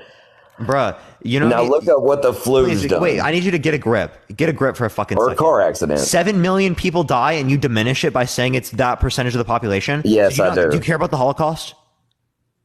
Dude, the Holocaust killed way more people than COVID. The Holocaust killed 6 million people. Uh-huh. Okay. Do you not care about it because it was a small percentage of the population? What? How are you comparing those two? You said you think it's a small percentage of the population when it's almost 7 fucking million. I think when compared to other causes of death. Not something that happened back in the 40s. Dude, and those are fucking terrible as well. Wait, those are terrible as well. But what you need to acknowledge is that it's real. And for you to diminish that it's not real and for you to act like it's not a big deal when fucking 7 million people have died worldwide. The vaccine is worse than COVID. No, can you give me evidence of that? I can send you. I have the 33-page bibliography in my bio of studies of literally systematic reviews, the highest rated form of what's it called? Of evidence when it relates to science, when it relates to these empirics, right? That literally demonstrate that the vaccine is going to be effective, right? And it's going to lead to less negative impacts. 33-page bibliography, if you'd like to read through any of them. I doubt you're going to look at a single fucking source. I doubt you're going to look at a single fucking source because people who believe in the shit that you believe in simply just not educated themselves on the matter. As they ask you to. I've never had a vaccine and I'm fine, and I've had COVID twice. And guess what? I didn't get COVID and I got vaccinated. I got vaccinated and I didn't get COVID. But I do know plenty of people who've gotten hurt from the vaccine. Okay, I know plenty of people who've gotten hurt from COVID. Way more than that have been hurt from the vaccine. Okay, then I guess we're on different spectrums because I've had more people who've gotten hurt from the vaccine. Okay, so if we have different anecdotal experiences, what we do is we look at the overall evidence. We look at the systematic reviews, and the systematic reviews fucking clearly indicate the vaccine reduces negative impacts. There might be some people that have negative impacts as it relates to getting a vaccine. So you don't believe VAERS? But that is significantly outweighed by the negative impacts associated with the virus. So you don't believe VAERS is a trusted source? VAERS is the Vaccine Adverse Event Reporting System. On VAERS specifically, it says that these are just correlations, not causations. These are just saying things that are associated with vaccination, not caused by vaccination. It gives you a disclaimer like that literally on VAERS. Okay, even if you were to take all the numbers from VAERS, all the deaths from VAERS, even the things that are just associated, even people who just got in car accidents, which are put on VAERS, right? And you were to say that that's all attributed to people who died from the vaccination, the death rate of the vaccination would still be significantly less than that of the death rate of the virus. Okay, so even if you were to take all of these statistics and you were to attribute them to the vaccination, it still wouldn't be the case that you're right. You'd still fucking be wrong. But it is the case that not all of these are attributed to the vaccination, and it is the case that these are just associated. So can you prove to me specifically that the vaccine is significantly worse than the virus when it relates to these negative outcomes when it relates to people? I'm not God. No, you can't prove it. It's trust me, bro. Can you prove it the other way? It's just please trust me, bro. Can you prove it? Yes. Look at my bio. 33 fucking pages of a bibliography of systematic reviews, the highest fucking form of evidence when it relates to these empirics, right, that will demonstrate to And you you trust them. that the vaccines are absolutely effective in demonstrating, right, that people are going to be significantly better off rather than if they were just to get the virus without getting vaccinated in the first place. Would you vote for Biden or Trump? Yes, I would vote for Biden. Okay, that tells me everything I need to know. No, can you actually give me any argument? Give me any argument. Give me any argument. I'm waiting for an argument. Later. Come on, bro. He actually ran away. There's no way. He actually ran away. Chat, that is so funny. Everyone, in the meantime, tap that screen. Let's try to get to 1 million likes. If you want to help get it out to more people, everyone share the live, copy link, send it to your friends. Also, if you like my content, follow me if you have not already, everyone. I go live literally every single day. We're going to be moving over to sub-only chat here in a second. So if you want to have access to the sub-only chat, subscribe to me. If you haven't already, you get access to the sub-only emotes. You get access to the sub-only chat that I'm going to be putting on here for the last hour of my live, like I do so every single day. So if you do want to support me, Venmo, Cash App in the bio. I still can't get any live gifts here on the live. So we're going to go on to the next person. Please only send a guest request if you disagree, y'all. All right, let's get to the next individual, everyone. Yo, what's up? How old are you? Hello? Hello? You are a fetus. It's a fetus. It's not an adult. It's a fetus, not an adult. Okay, we're going to the next person. Please only send a guest request if you disagree, y'all. We are just looking for some debates. Yo, Landon, thank you so much for the subscription. I appreciate it. Thank you so much. All right, Parker, you make my day. I appreciate it. That's what I come on here for. Please only send a guest request if you disagree, if you support Trump. We are just looking for some debates. If you do not support Trump, I am just going to move on to the next person. Please only send a guest request if you do support Trump, everyone. Okay, it didn't accept this person. We're going to go to the next. And then once we get someone up here, everyone, we're going to be moving over to the sub-only chat. Again, if you want to have access to the subscriber-only chat, subscribe to me if you have not already, y'all. Yo, what's up? Okay, we got to go to the next person. Chat. Why are we losing? I'm on 5% chat and I'm literally plugged in. I'm plugged in and we're still on 5%. Yo, Dami, thank you so much for the subscription. I appreciate it. Thank you so much. If my iPad dies at any time, y'all, I do apologize. I really hope it does not. I really hope it doesn't. We're on 5%. I have it plugged in, so it still should work, but I just turned down my brightness. Put on battery saver. It is on battery saver. Yo, Molly, thank you so much for the subscription. I appreciate it. Thank you so much. Yo, what's up? How old are you? Hi, I'm 33. For sure. Do you support Trump? Yeah. Why so? I like World that citizen, thank you for the subscription. I appreciate it. Thank you so much. Sorry. I like that he is willing to bend or break the rules to succeed and to win. I think that's an admirable quality. Okay, so you think it? So for example, right? If someone bends and breaks the rules to win, like for example, they unalive someone unjustly, and then they bend and break the rules so that they don't get caught. Is that an admirable thing? No, not in that circumstance. But I will give you an example. The first president, George Washington, who many will admire as one of the better presidents, probably not as good as Lincoln, but he's still pretty good. He attacked the Hessian soldiers after crossing the Delaware, and it was the night after Christmas. They were drunk, they were tired, and it was a little messed up, but it was to succeed. It was to win the war. I'm confused how you're trying to say that this is admirable, because like when we're relating to Trump, right? He literally is not doing anything for any noble cause. It's for him to be fucking president of the United States. Okay, there's no noble cause, right? He's specifically trying to say that the election was stolen from him so that he can get more support from his base to be able to continue his reign in the future or continue his growth. Okay. Well, all right. So speaking of that's his base, completely selfish. Yeah, but his base wants him to win, right? So they want him to win because of the fucking propaganda. Elise, I appreciate the subscription. Thank you so much. Like, unironically, like, people in the future are going to look back on this and they're going to think that the people who supported Trump were indoctrinated or propagandized into believing that. Okay. All right.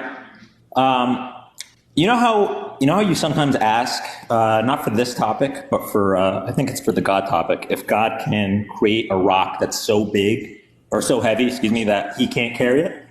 I would only ask that question to people who think that God can do logically impossible things, which most people do not. Got you. Okay. Because I was going to say, you were talking about the COVID and the vaccine earlier with the last cast, and I just think it's kind of crazy, and it's like a generational candidate because he created a base that is so behind him and so willing to vote for him, and yet when he started supporting the vaccine and told his base to take the vaccine, they booed him. Like, he created a base so powerful, they're stronger than him. Yeah, so you want to know what's wild? So why is this a reason why you support him? Why you would vote for him? Well, that's the kind of president I want. Someone that bends reality. You know what I mean? So lies? Well, all politicians lie. So you want someone who lies to you? Well, no. Listen, we got to pick, right? It's Biden or Trump. If there was a candidate that didn't lie, we'd be talking about him. Yeah, but I think clearly speaking, we have way better reason to believe that Donald Trump is lying. Amy, thank you for the subscription. I appreciate it. Thank you so much. Why do you say that? Well, we have recorded lies. We still have him saying that he won the election years after with no sufficient proof of that being the case, saying there's sufficient evidence with absolutely none of that. Mm-hmm. So that's the type of shit I'm referencing. We have actual things that we can relate to. Whereas when it relates to your worldview, it doesn't seem like there's many things that we could relate to.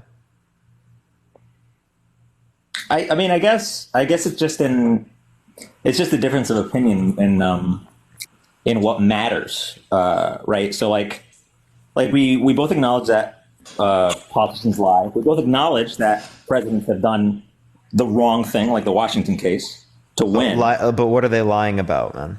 Right. Like Trump's lying about the election, right? Mm-hmm. Okay. So clearly speaking, I think that's going to indicate to us that he's literally trying to defraud the United States government, and he's trying to degrade our democracy. That's what it tells me. If that's not what it tells you, I don't know what to say here. Well, I guess it's just a matter of whether or not like I care about democracy and stuff like that versus my candidate winning. Do you care about democracy? I mean, it's all right. It's not ideal. Yeah. So you don't give a fuck about democracy. I'm sorry, Parker. Listen, I'm sorry. I don't support Trump. I'm trolling. I love you. I love your streams. Appreciate it. Have a good day. All right, let's go to the next person. Only send a guest request if you disagree. I could tell. I knew it didn't sound like it. It definitely did not sound like it. All right, we're getting on to the next person. Please only send a guest request if you disagree. We are just looking for some debates. If you do want to support me, Venmo, Cash App in the bio, everyone. Plus, as well, if you want to subscribe, y'all, you get access to the sub-only emotes, the sub-only chat. It's easier for me to respond to that than anything else here on TikTok. So if you do want to join in the sub-only chats, it's like the best place for community. We love it. We fucking love it, chat. Tap that screen. In the meantime, let's try to get to 1 million likes, y'all. By the way, everyone, if you want to do gift me and you can't gift me through Venmo or Cash App, I am going to be doing live battles later, like against Dean. So if we we could drop it on Dean's head later, in terms of the live battles. But that is all we can do right now, because I am not able to get any type of anything from TikTok live gifts. They're still not letting me do it for some reason. Can I mod? I only get 30 mods, so I do have to open up mods. I'd have to delete people's mod. All right, it's not accepting this individual. Let's go to the next, everyone. Please only send a guest request if you disagree. If you don't disagree with the topic, we are particularly going to go on to the next individual. Okay, I didn't accept this person. Please only send a guest request if you do disagree, y'all. 30 is not enough. I know, right? For fucking 4,000 people, sometimes it's not enough. Yo, what's up? How old are you? 34. Are you driving? No. Do you support Trump? Yes. Why so? Well, you see, I'm a very apolitical person, but Trump is the only politician I ever voted for. Why? Because there ain't no way I'm going to vote for Biden, and there was no way I was going to vote for Hillary.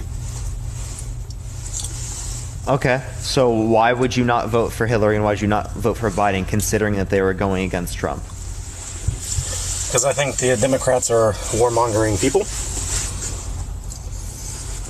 So do you think every Democrat is a warmonger? They've proven to be so.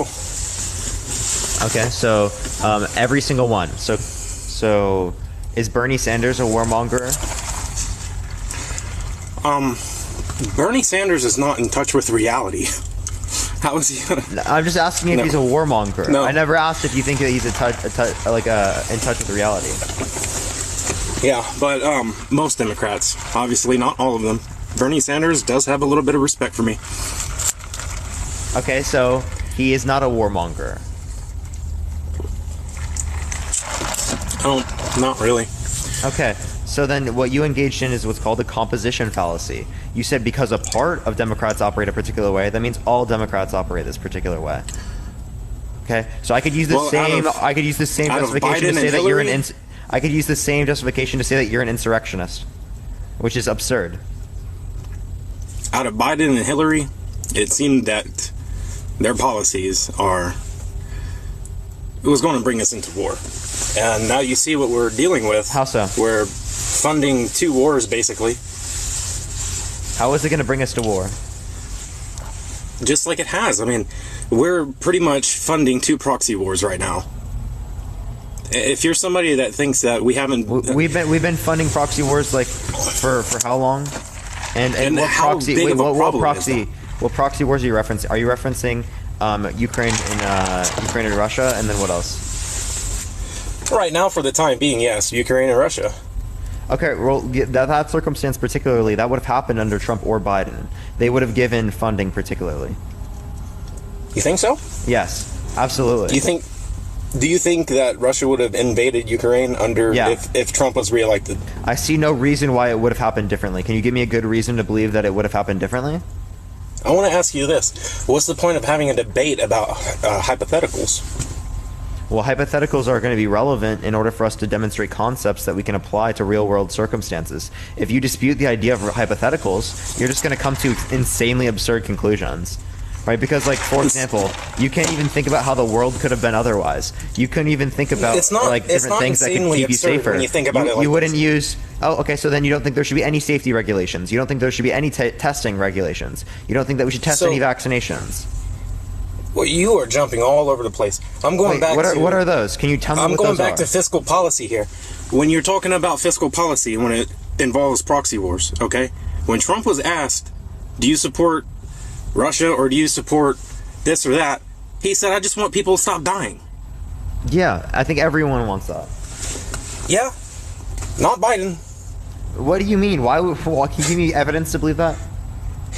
Because... No. Bro, you didn't let me speak for 2 seconds before you said no. Because you don't have shit. I know you don't have shit. Be real with yourself. Come on. The writing's on the wall, brother. You want me to go on to Wikipedia and give you some resources? Yeah, the writing's on the wall. Wikipedia, like, look exactly where the money is going. You can give me anything. Look where the money's going. Give me anything you'd like. I'll check anything. Look where the money's going from the Senate. Where? What are you referencing? Israel. Okay, so you understand that would have happened under Trump as well, if not more? You think Trump would have gave the Palestinians $100 billion? I think that, if he didn't, that's bad. People who are Palestinians, they absolutely deserve humanitarian aid. Sure, I understand that, but everybody in the area has unanimous belief that Hamas is okay. Who believes Hamas is okay? Just about everybody in Palestine? I don't think that's necessarily true, right? Every single person that I've talked to says otherwise. No, just about everybody I talked to that's in Palestine has no problem with Hamas at all. I've talked to many people who are Palestinian, right? And not a single one has said that. Well, that's just a contradiction between my anecdotal experiences and yours. Okay, so who's to say that you should accept yours? Well, it's just the fact that you call it humanitarian aid and it's going straight to extremists. No, humanitarian aid is literally it's given not in a number of money, but in supplies. It's this number of money in supplies. So when the Dems come out and they say, well, we understand there's a good chance that it could go to Hamas, but we're going to... The food? The healthcare? No, we're talking about the Dems. We're talking about humanitarian aid. We're talking about humanitarian aid. And that's what it's supposed to be, which I don't have any problems with. They're going to use hummus to take over the IDF. They're going to use hummus. It's just the fact that you give them $100 million and you're like, the Democrats not even sure which hands it's going to go into. Yeah, you could give like crates of aid, food, humanitarian crisis aid and stuff like that. But when they come out and say, we're not even sure if it's going to go into the hands of hummus, but we're just doing the right thing. Do you really think you have competent leadership in the White House right now? Wait, we're using two different senses. I was referencing actual like food hummus, not Hamas. Okay. Now, I understand your little snarky joke there, but I'm talking about Hamas, the extremist people in Palestine, funded by Iran and the United States government. I wasn't making a joke. When it relates to, like, I wasn't comparing it to Hamas. What I was saying in terms of hummus, I was saying the food. What is are they going to use the food to take over the IDF? Are they going to unalive the IDF soldiers? Listen, man, quit being facetious. We're just going to go back to the original point. It's humanitarian aid. I'm not, dude. The reason why I'm being facetious is because we're giving food crates. We're giving necessities for people, and you're saying it's going to the soldiers that are going to unalive IDF soldiers and stuff. Okay, where? And also, what is all this background noise, bro? It's so loud. I'm in my truck. I could mute myself while you're talking. My bad. I'm not trying to be rude. Fine. No, it's fine. It's just it's pretty loud. All right, I'll calm down. I'll be still. But it is a big deal. Like, I just don't understand why there's so many people so quick to pick sides and keep the warmongers going, man. Pick sides for what? Anything. Like, think about it. Why are so many things political to us when it ideally shouldn't be? Wait, what things? So, think about like global warming, okay? Why does that have to be political? It shouldn't be political, right? It's very clear here to us that it is the case. And by the way, you're not driving, right? No, am I not muted right now? No, I'm just making sure. And no, you're not muted. All right. So, go ahead. I have a headset on, but it looks like you're being picked up from my mic from the phone. Yeah, probably. Yeah, that's better. So climate change is absolutely caused by humans, right? We can absolutely see human caused climate change. That's not disputed by an overwhelming majority of climate scientists. My question is, why has it got to be political? Why does what have to be political?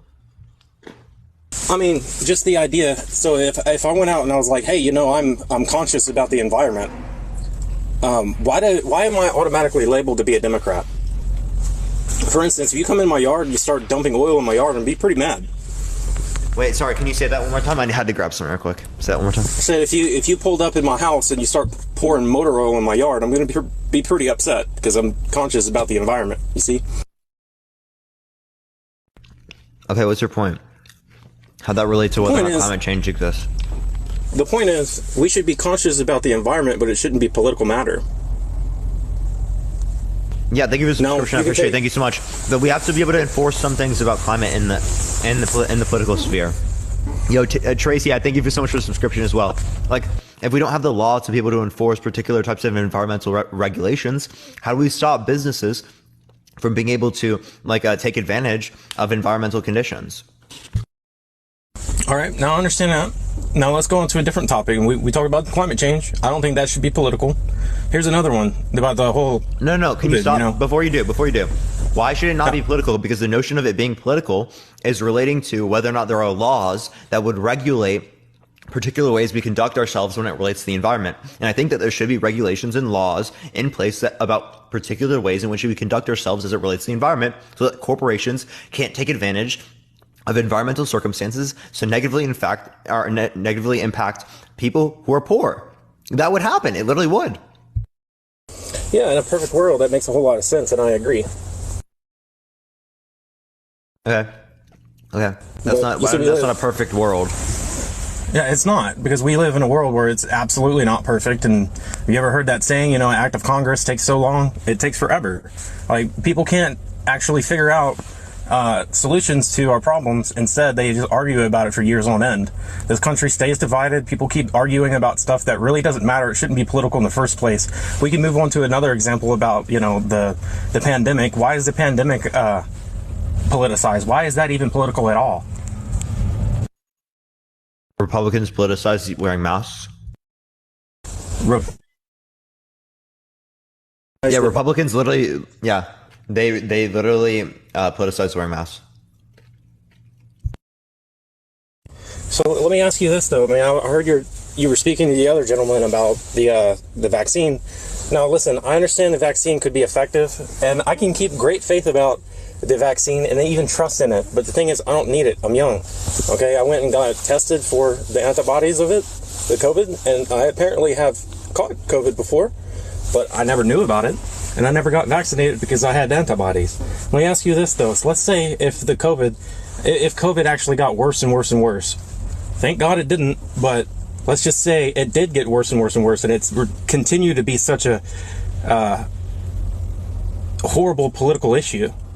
And since I just told you I didn't get vaccinated, do you think I should get vaccinated? Mm-hmm. Yeah. So because it's a political issue. No, it's not because it's a political issue. I think that you should get vaccinated because it is the case that it reduces your likelihood of getting severe illness. It reduces your likelihood of getting the virus. It reduces your likelihood of transmitting it to other people because you're going to be less transmissible for as long, right? I mean, less long. You're going to be less. You're not going to be transmissible for as long, right? Things like that. So, in combination of vaccine plus other types of natural immunity, right? That's going to lead to the best possible immunity, not just natural immunity alone.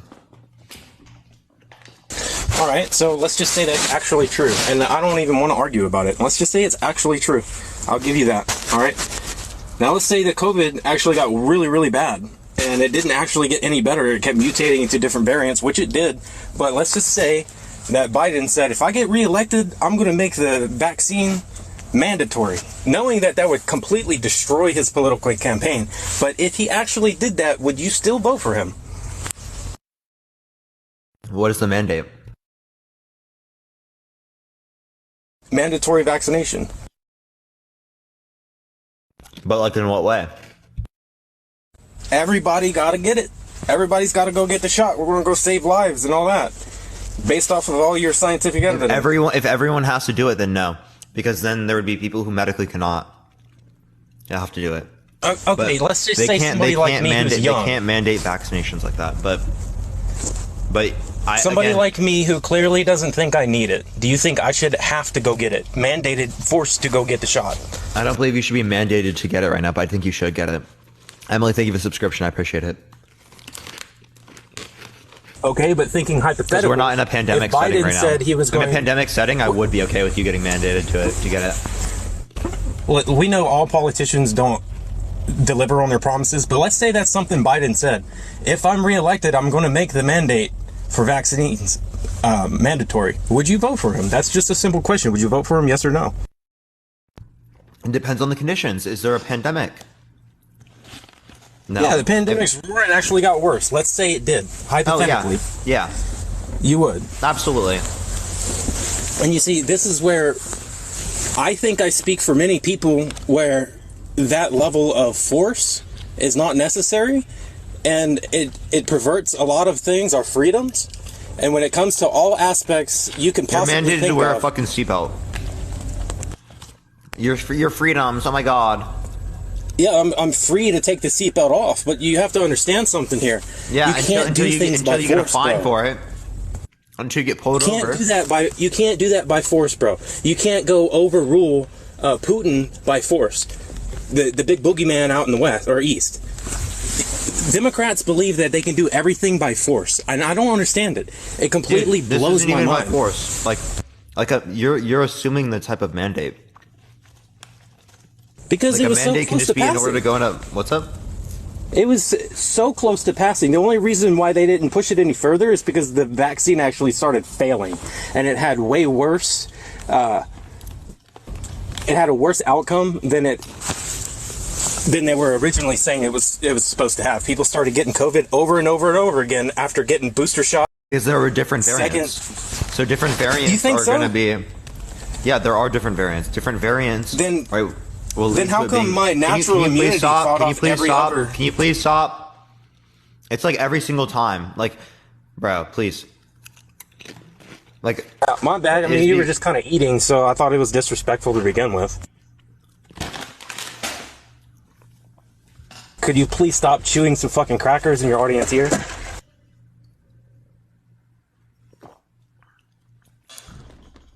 Me eating crackers for one time in a 5.5 hour live. My bad. Holy shit. Let me starve. Let me starve myself for the next. Let me starve myself for the next like 40, 50 minutes, right? So that I can. Please don't chew in my ear, bro. That's why I was muting my mic, my guy. And bro, if you look, like, you can leave the live. Thank you, subscription. I appreciate it. Thank you so much. That's cool. I apologize. I'm gonna let you talk. I didn't know you wanted to talk. I mean, you were too. But yeah, Tyler, thank you for the subscription. I appreciate it. Thank you so much. No. There's no way. Were you you were going to make a point? Well, I mean, I can't really remember it at this point. I think I was, do you remember what I was referencing? Yo, Tabby, thank you so much. I appreciate the $5. Thank you.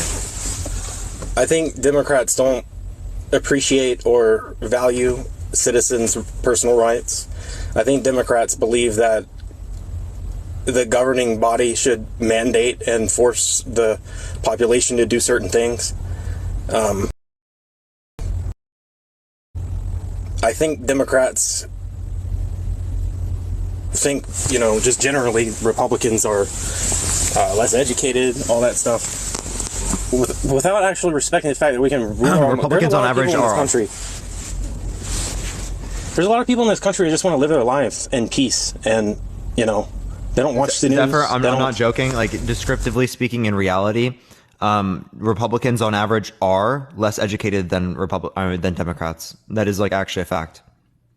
But like that, I mean, that's not to say that because they are a Democrat or because they are a Republican, they're smarter or dumber.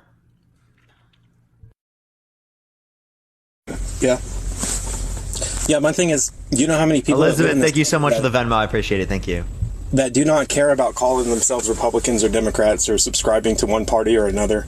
They just literally want to be left alone. I remember what I was saying. So the point I was making is it was about mandating by force. So the idea is that, like, specifically, if you're relating to force, what are you particularly referencing? Because we mandate vaccinations as it relates to going to public school now. But are you saying that we force people to get the vaccines? It was pretty close to being like all out forced, yeah. Especially with trucking. I'm not talking COVID. I'm not talking COVID. I'm saying like other types of vaccines that we say you have to get in order to go to public school. Yeah, what about them? Are those forceful? Yeah, that's forceful. But the thing is, those have been trialed. They've been trialed. So have the COVID vaccines. Yeah, and there's a lot of secrecy, there's a lot of lies, there's a lot of corruption involved with that. And there's nothing you can say to convince me otherwise, because of the things that I've experienced throughout the whole entire mess. It was clearly not dealt with correctly politically.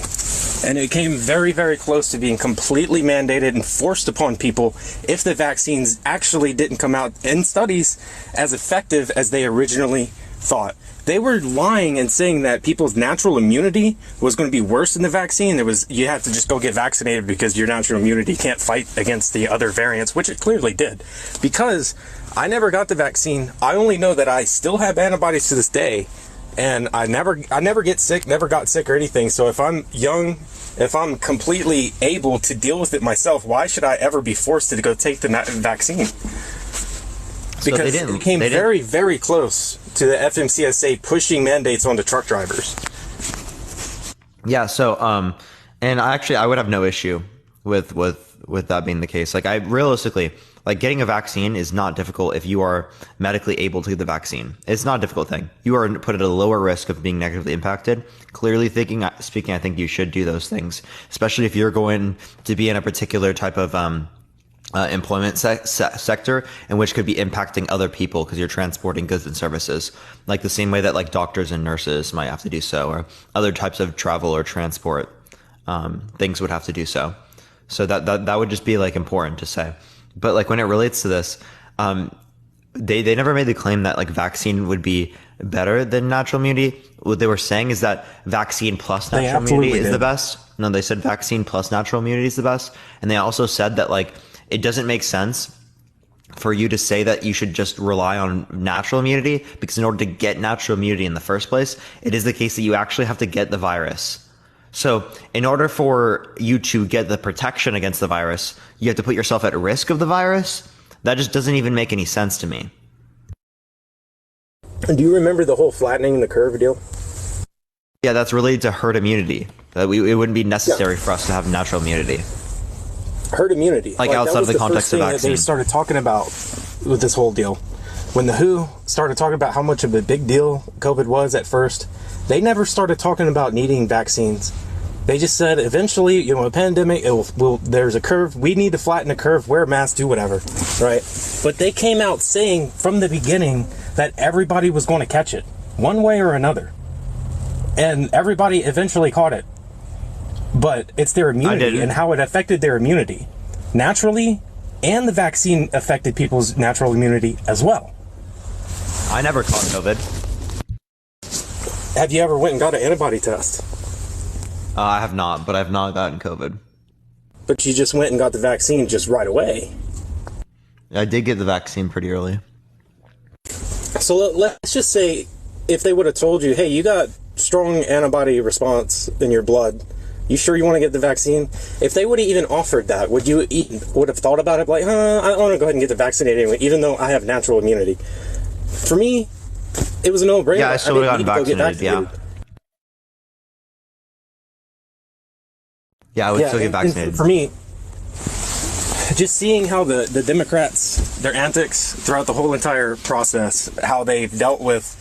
And then you had like Pelosi and stuff, who was in bed with her husband, had knowledge about how the vaccine would be rolled out, and she went and did a bunch of stocks and stuff. Man, there's so much corruption when it comes to politics, it's unreal. But going back all the way to Trump, we're going to do a full circle here. The reason why he's the only person I've ever voted for is because he's the only president in my lifetime that ever really talked about how important nationalism is.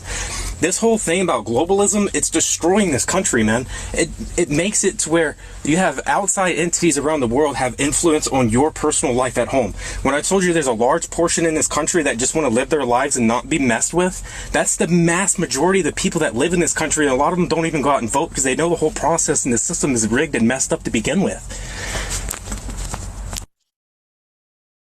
Yeah, so I have a question. Do you think murder is wrong? Murder is wrong, yeah, come on. Do you think that people should go to jail for murder? Yeah, murder is wrong. Okay, and you think that that should be enforced everywhere, right? Okay, sure. Regardless of the country, right? Yeah. Okay, so you can have your values about other things, and you think that they should influence how other people should be able to act in other countries around the world.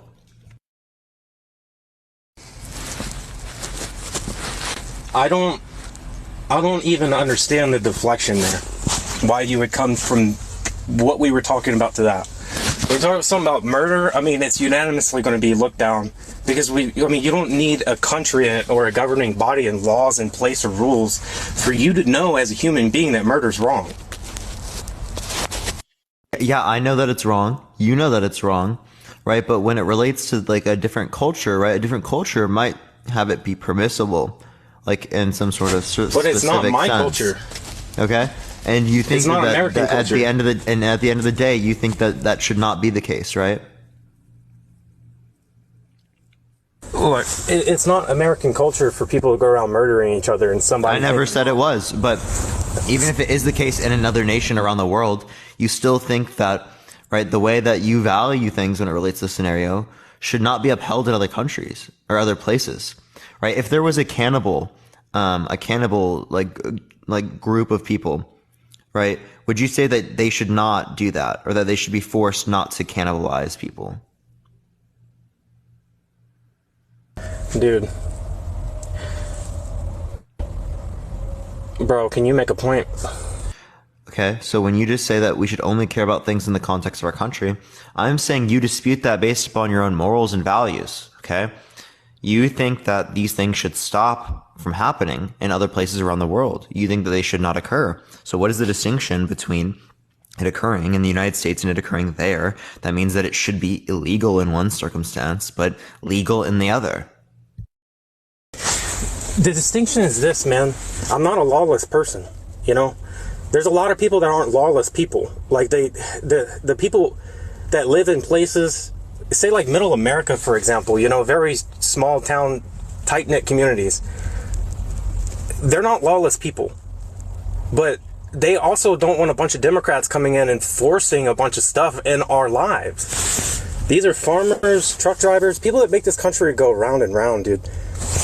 And so to think like, oh, I don't want government in my life because, murder is bad. Of course, dude, we're not lawless people. But the fact is, we don't want somebody in California, okay, telling us how to live our lives in middle America. Does that make any sense? Well, that's the reality of the matter, okay? In life, it is going to be the case that there are people that are in our country are able to determine things about us. That is how it works for me. That's how it works for all the people in my city. And actually, people who are living in middle America, they get a bigger proportional vote than I do. Because of the Electoral College, their vote matters more than mine does. It now means so much less for me to vote because their vote is proportionally way more than mine is based upon the Electoral College. Okay? So that's anti-democratic to me.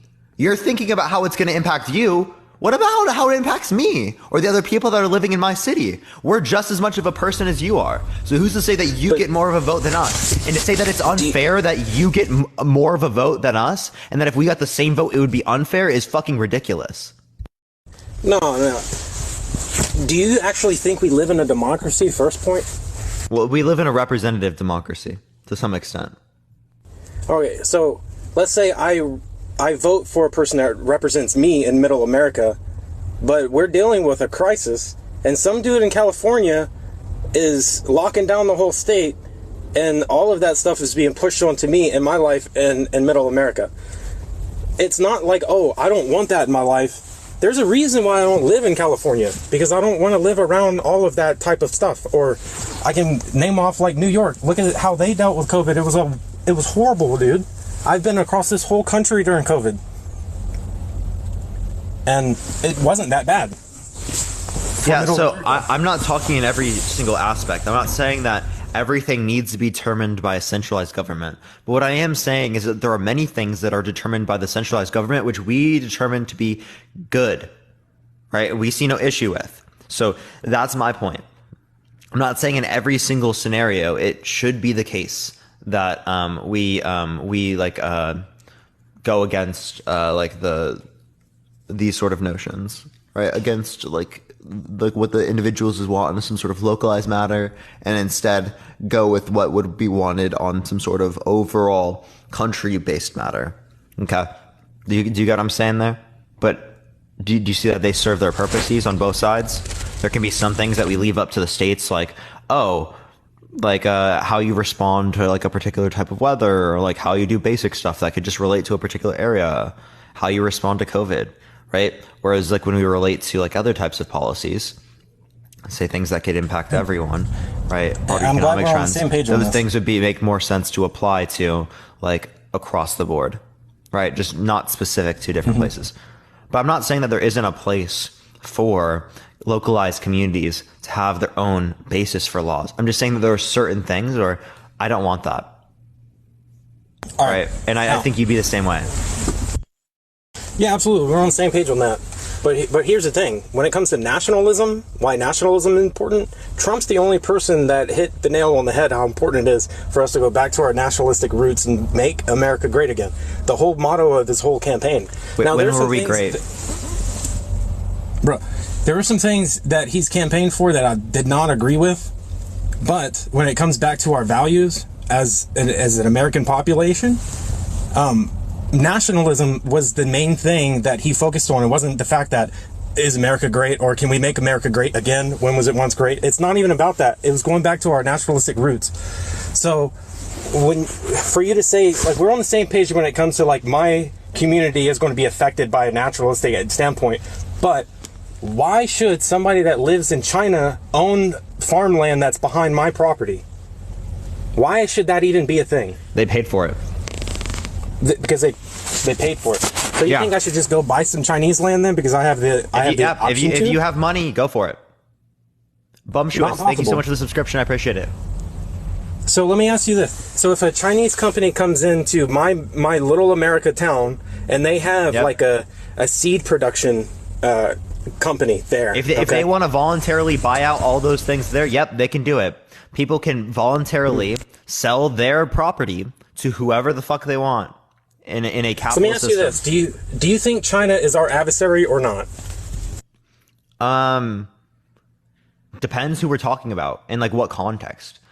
Are the people of China our adversary? Absolutely fucking not. Maybe certain aspects of the Chinese Communist Party could be adversaries to the United States government. The gymnastics, bro. It's just a simple question. What gymnastics? Like, I'm just being very clear. Do you think the government of China is the United States adversary or not when it comes to our political foreign policy? To some degree. Okay, so do you think our adversary should have the right to come in your backyard and build a fucking, excuse my language, but build a place there and facilitate research and development, basically like espionage? It happens in every state in this country. Do you think that should be a thing? Wait, so you're saying that like they come in and they buy a property illegally? Or they're using United States technology such as in seed production to understand our agriculture. Yeah. Do you think that should, like, that one, what's wrong with that? Yeah. Well, for one, if it's all legal, if it's all consensual and legal, there's nothing wrong with that. So if they're here producing and researching things about our agriculture, like that's what the number one thing that we produce is food. And they're here researching how it's done. Is that a problem? That's a huge problem in our foreign policy, bro. How we do? What do you mean? Like, research scary? Like figuring out how other people do? Like everyone does this. Everyone goes to other places and sees how they do stuff. But we don't have the option to go to China and research how they grow rice or something. We do. We don't. We literally do. All right, but we don't. I can promise you that. We don't do it, maybe, but we can. You can look into this, how Arkansas just kicked China out of the state and all of their research facilities when it comes to agriculture and production and the food business. Arkansas just straight up kicked them out, and they're going back to the roots. It's not even a Trump thing. It's like, hey, we should really look at this nationalistically, because Arkansas is extremely right-wing. They are, but ask yourself why they have the right to be in your backyard, literally just spying on you. I mean, they're doing it now with this app. I don't have a problem with it. They listen to me long enough to not get their We soul go on the safe, internet but every single day. You can literally spy on all of us by looking at our Instagrams. Yeah, but my point is, though, I support Trump because he understands why it's important to be a nation, an independent, sovereign nation, and be proud of it. Yeah, so be proud of an independent, sovereign nation. Wait, I'm so confused what you're trying to say there. We are a sovereign nation. Look how he went to the UN and said, "You guys do not do anything when it comes to producing a defense." They're supposed to like divvy up some portion of their GDP and spend that towards defense spending. Oh, you're talking about in terms of NATO? They do. They literally do. Yeah. They don't. They didn't. And Trump had to stand up and say, "Hey, you guys, we're tired of just." They didn't know. No, they did after that. So you're just saying that prior they just didn't do 2%, which is there's nothing wrong with that. There's no necessity to be honest with you. But we end up actually doing it instead. What do you mean? Like, I mean, we overspend on it. That's kind of our fault. Yeah, that's a problem. Where do you think that...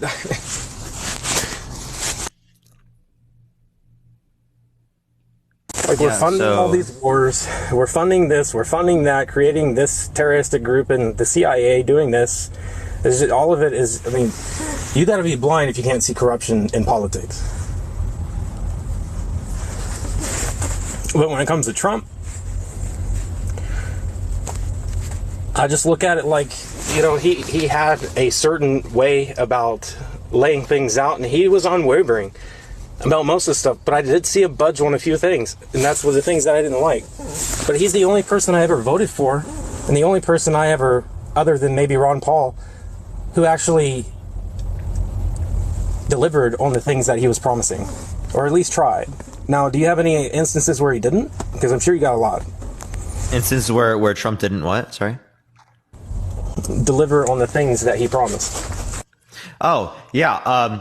Mexico paying for the wall. Did he deliver on that one? Going back to what I was saying, the whole wall and that approach was a nationalistic standpoint. There's nothing wrong with us having a border with Mexico. Did Mexico pay for the wall? No, Mexico didn't, and that was a bit over the top, for sure. He said he was going to bring back jobs to the United States. There were more jobs outsourced under his administration than brought back to the United States. That one also failed. He said that he was going to win in 2020. In what sense does a politician... This is what blows my mind, too. In what sense does a politician create jobs? I don't understand that. He said he... No, I never said create. I said bring back. He said he was going to bring back. It doesn't make a sense. They were like, bring back, create, do anything with jobs. Like, how does that president you're have the power critiquing to Trump right now. that? Go ahead, critique Trump, yeah. But sort of, you hear Biden say it all the time. Yeah, I critique Biden for the same shit. Yeah, going back to what I'm saying, why are these things political? Why are what things political? Like a figurehead, in a sense, like a president. Why are taking political credit figures for creating political? jobs. Like, that just doesn't make any sense. No, economic figures? Why are economic figures political? I said, why are political figures political? Right? Because they're fucking political, clearly. No, I'm talking about the concept of the things that they're talking about. For instance, like, I created 30 million jobs this month. Yeah, so what we need more economics understanding in the context of our political sphere. I don't disagree with you. But Trump never said anything like that all the time. He came out, he was saying things like, man... Wait, actually, I do want to clarify, actually. Like Abby is right. The infrastructure bill can be classified to, show to, definitely influence how many jobs are created, right? Or how many jobs exist. If anything, you can make real arguments like the Biden administration has influenced the amount of jobs that exist by the nature of the infrastructure bills and other stuff like that, because infrastructure provides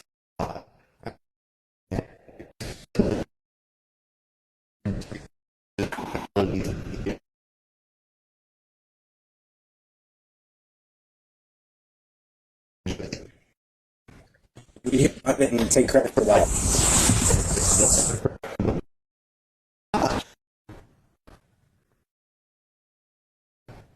Or did it just pass in Congress? One or the other. Like, did he?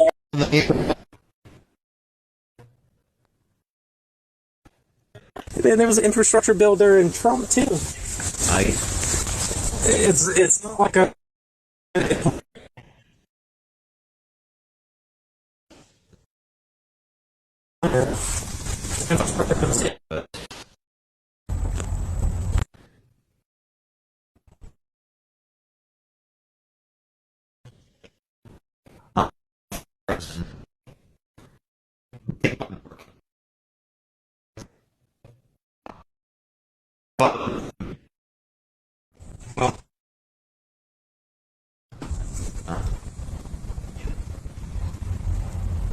Okay. Well, I don't know.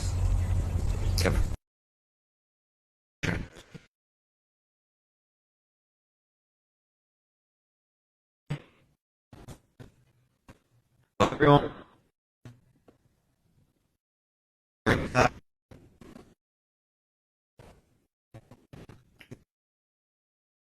be clear.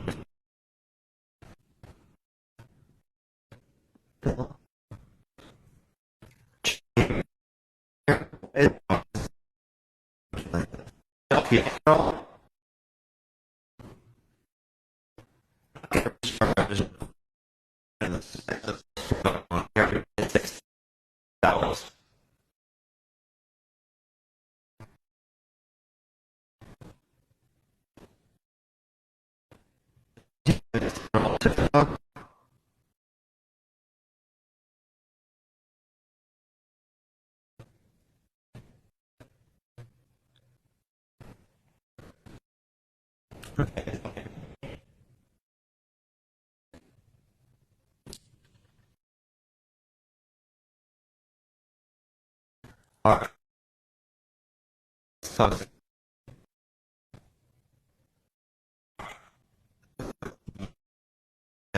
It